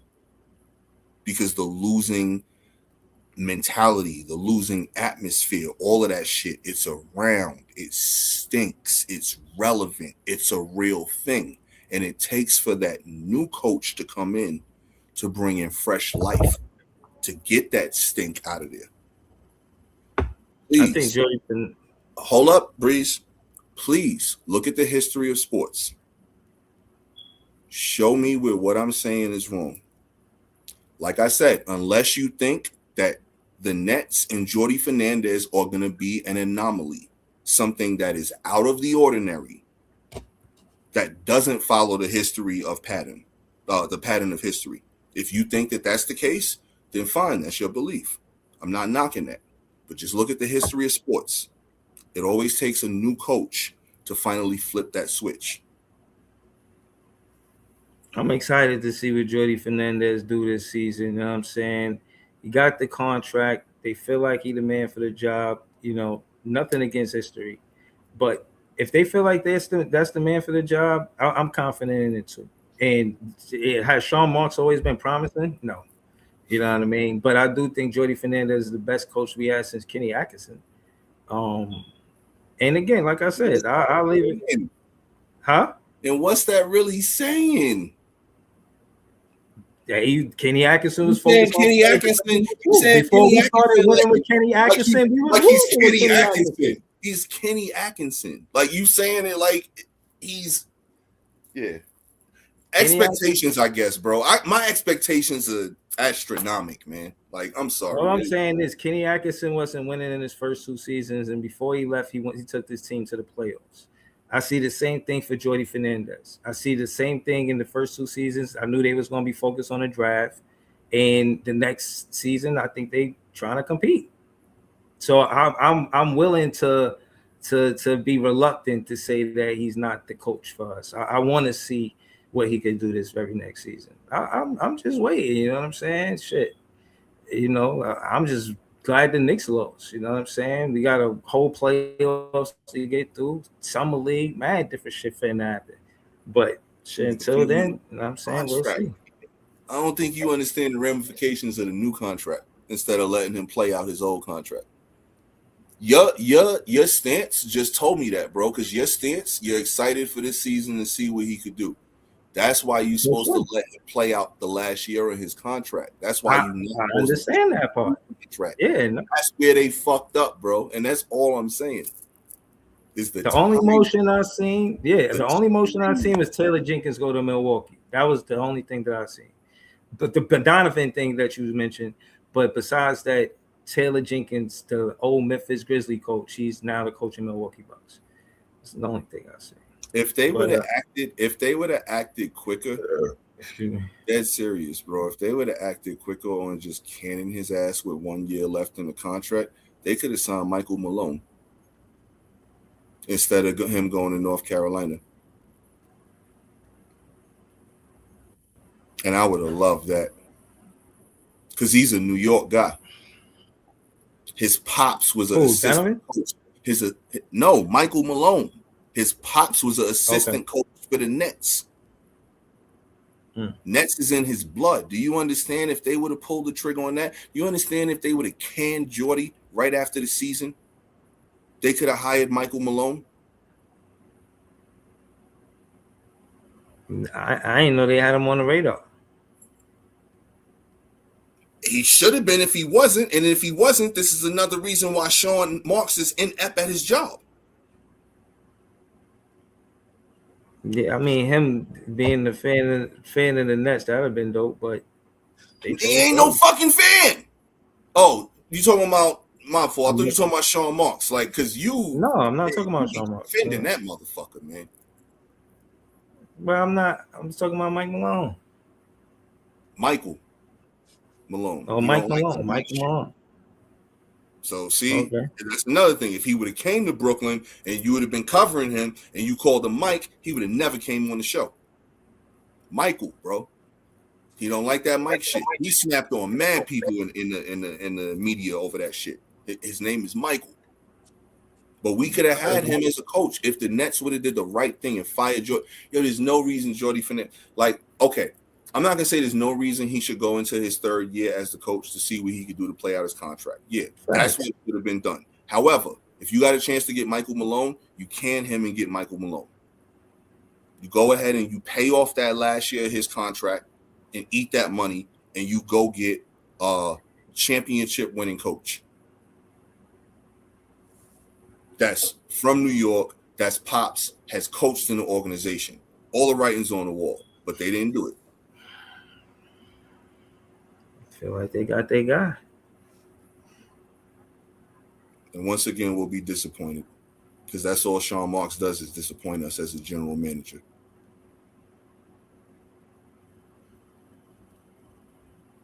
I like Jordy Fernandez. I know you do.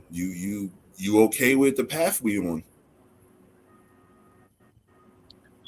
Okay with the what you mean? They was focused on the draft 2 seasons in a row. That's the path they on. They was focused on the draft 2 seasons in a row. What's optimistic? He's optimistic. That's fact or not? Bro, exactly. Exactly what you was trying to say from the beginning. You the optimistic fan, and I'm the realistic. Not only fan, but he's not little fan Breezy. He's not pocket fan Breezy. Like I said, bro, Dave's focused on the draft 2 seasons in a row. That's a fact. What's optimistic about it? But is that optimistic or real? Who is better, bro? Who is better? Like, honestly, I'm gonna ask you again, Mike Malone is a proven coach. I'm not saying that. No. I'm not asking you that question. You keep saying player development is Jordy's whole thing. I'm asking you, and I really need you to tell me who is better. I will give you Day'Ron Sharpe has become a better player over the past 2 years, yes. But who else? Nolan Traore got better from the beginning of the season. Bro, he couldn't make shit in the first 3-4 months of the season. Like, he was missing layups. Do y'all remember this? Yes. Layups. So the margin of error, like, come on, bro. Like, it's okay, man. Yeah, we could beg to differ. It's fine. And again, like I said, yeah, we gotta see.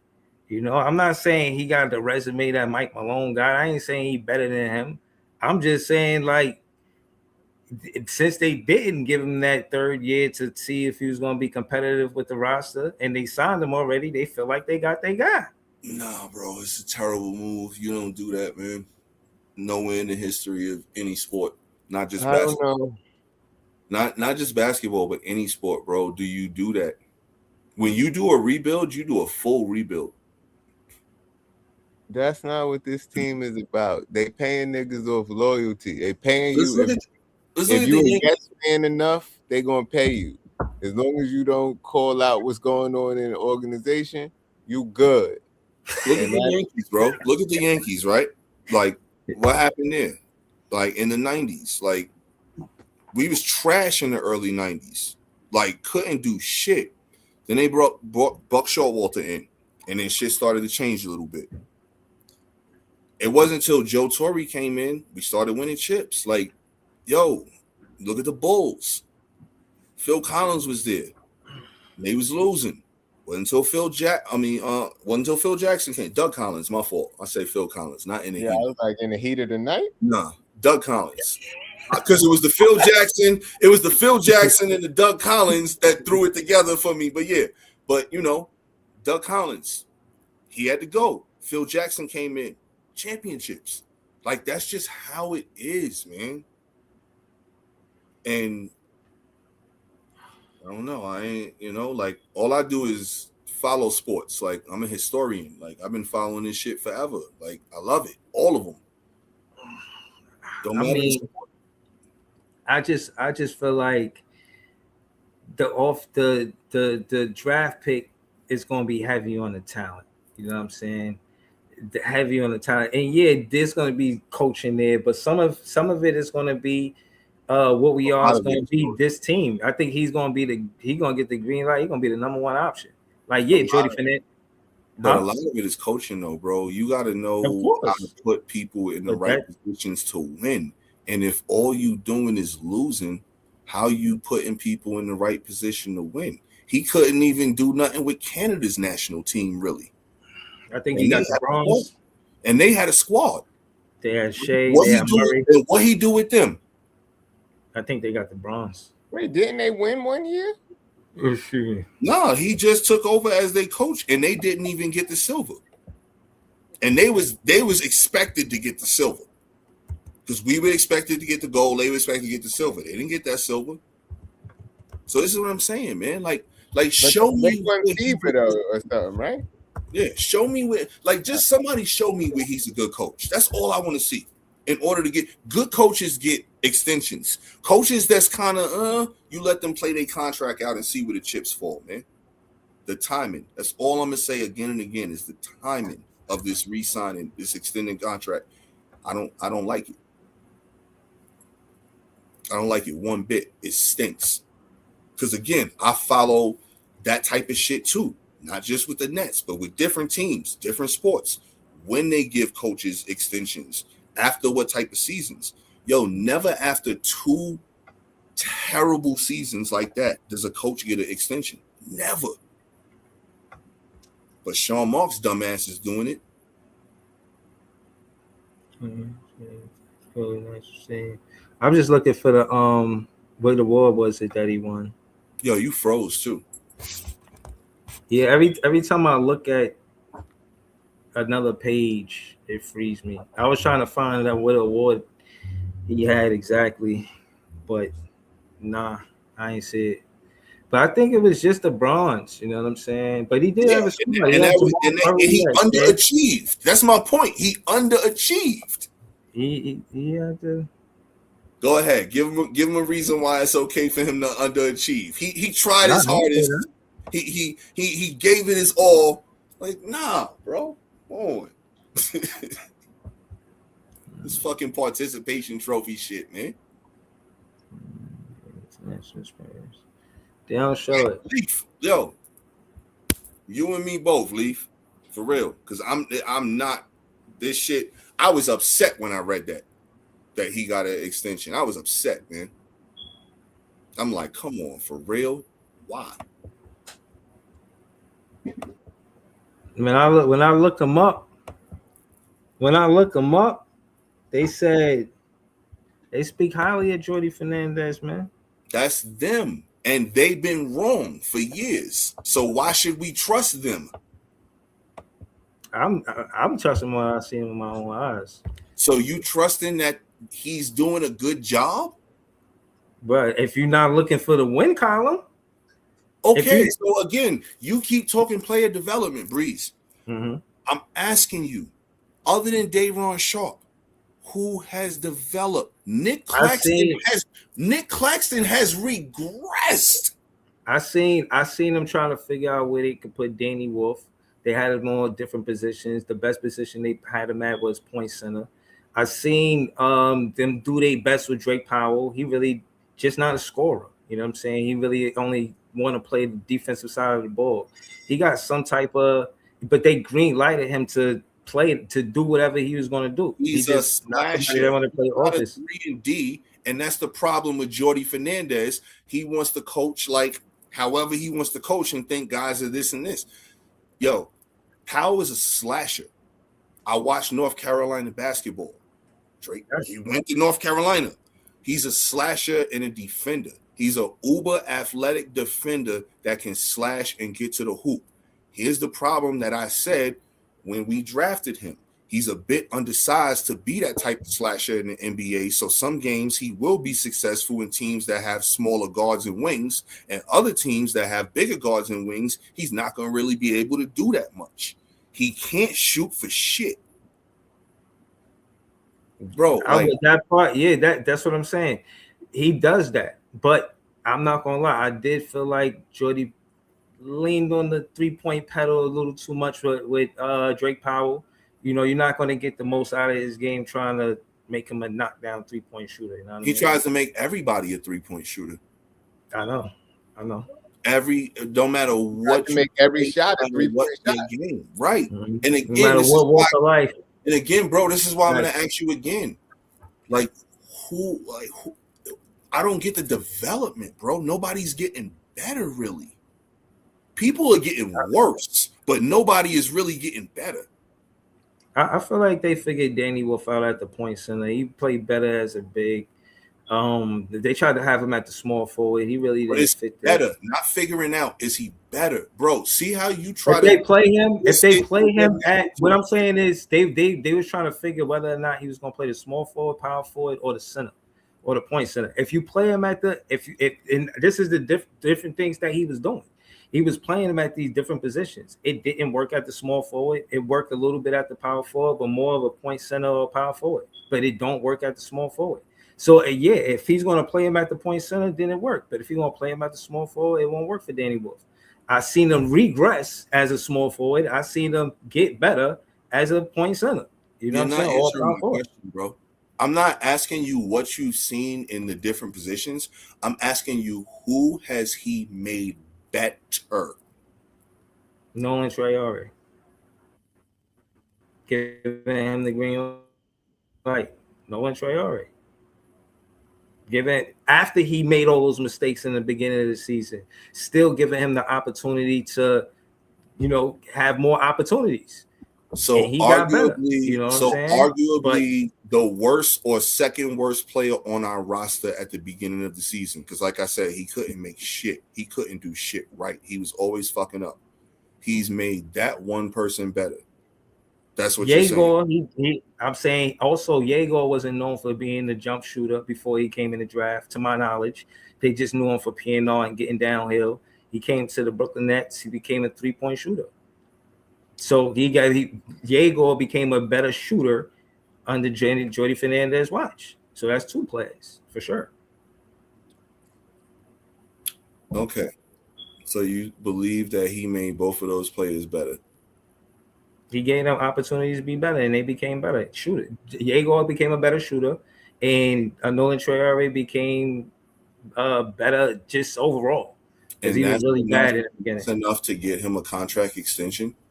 Bro, I think they could have waited to see him being competitive too, but I'm not mad at it. That's the first time you said that. Bro, I did, like I said, he could have. I'm not mad that they gave him the extension now, but if it was up to me, which is not, I would have wanted to see him be competitive next season before I would have gave him the contract. But bro, that's not what they did. Yeah, I'm going off the fact of what they did, not what I thought they should have did. These niggas just like paying coaches. You know what I mean? They just like paying coach. They pay a coach, fire him, still pay him for 10 years. Like pay niggas in perpetuity. You know what I mean? Jock Vaughn coaching for Kansas as an assistant coach, and he's still getting on the Nets payroll. Right. They just like he getting paid from 2.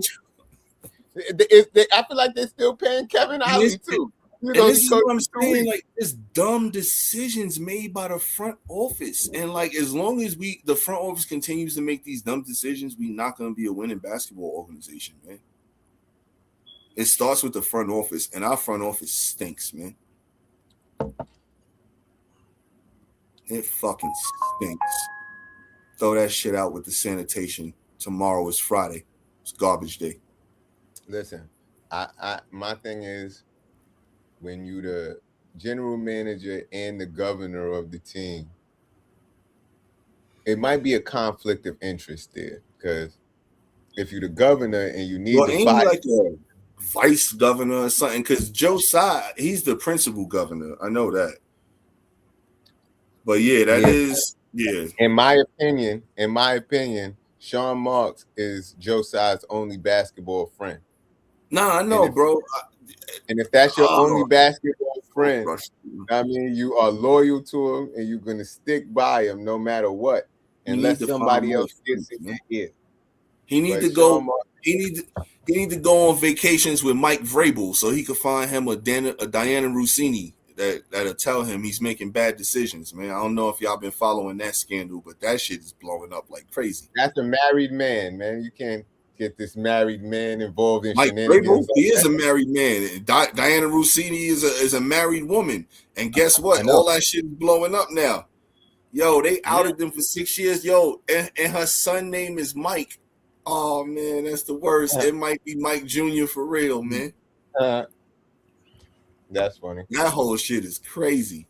But nah, man, like, yo, Josiah need a new basketball friend, man. This shit is terrible, man, because Sean Marks is killing us, man. I'm telling you. Like, he made Billy King look like a genius at this point, man. Yo, that's the only thing that I was mad at niggas for being mad at KD for. KD said they need to fire the coach and the GM. And niggas got rid of him. But he was right when he said that shit the whole time. He was 100% right. He didn't say nothing wrong. Like, yo, I'm telling you, like, Sean Marks makes Billy King look like a genius, man. I swear. And Billy King fucked us up for years. Shit is terrible, man. And this last move is making me think he up to his old tricks again. I swear, if we fuck this draft up, I swear, if we draft Baby Boozer or Marvin Williams 2.0, I'm gonna lose my mind. But if y'all want to close with this, I just wanted to say, just to kind of update. Yeah, if we fuck this draft up, I swear, if we draft Baby Boozer or Marvin Williams 2.0, I'm gonna lose my mind.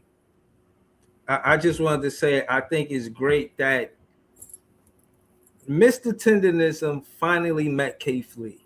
They linked up. They was on a talk show together. They're gonna be doing business together. Keith Lee, remember the dude that put up on Mr. Tenderism, wanted to give him $4,000. They linked up. They was on a talk show together. I think Sherry's, I forget. And and they gonna link up, and I'm saying they gonna do business. So yeah, shout to Mr. Tenderism and Keith Lee for linking up with him. Taste shit to taste other people's food, and then if he throw his glasses down, that means it's good.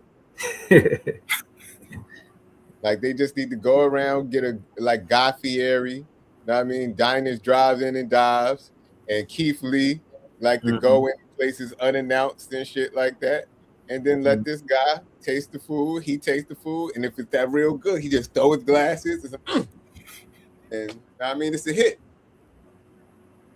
They're gonna do something. Diners, Drive-In, Dives was my shit, and a lot of people like to watch people go to food spots. I do too, man. Like that shit is dope. Man versus Food, that shit's dope. Like, it's a couple of shows that's like that. That's dope because it helps you learn different spots to go to. Right, and where's the black ones? And not to separate it, food is for all cultures, you know what I mean? But where's the black ones? I was about to say that. Tasting foods. One of the most common things I see all people eat is plantains or plantains. I feel like that's why Keith Lee is so popular, because that's what he does, but he just does it on social media. Right. But imagine if he had his own show, like Keith Lee Visits Foods or whatever. Yeah. Shout to that, man. That's a dope link up. But yeah, man, this is Stir the Pot. Y'all see what we do, man. Make shit up, you know what I'm saying? We should be back probably earlier next episode, probably start at like 8 o'clock, I believe. But stay tuned and watch the clips, watch the shorts. We're gonna clip the show up. And let us know if y'all got any topics y'all want us to talk about. You know what I'm saying? Let us know how y'all feel. Let us know, and y'all totally ignored them. Barry. Fuck them topics. Barry asked some shit about a truck in Philly. Yeah. Somebody else said some shit. I seen it and I pointed to it, but we never got to it. They want to talk about Jordy Fernandez for an hour. Denny loving Jordy Fernandez too. So we'll see, man. We'll see, Denny. Shout to Barry, shout to Leaf, shout to Dennis, shout to everybody in the chat, you know what I'm saying? Shout to all y'all players for keeps. Word, let us know what y'all want to see us debate on, how y'all want to see Breeze over that flame broil. Not happening. It's gonna be tendonism when I'm done. When I'm done, I'm gonna walk away from the screen and say tendonism.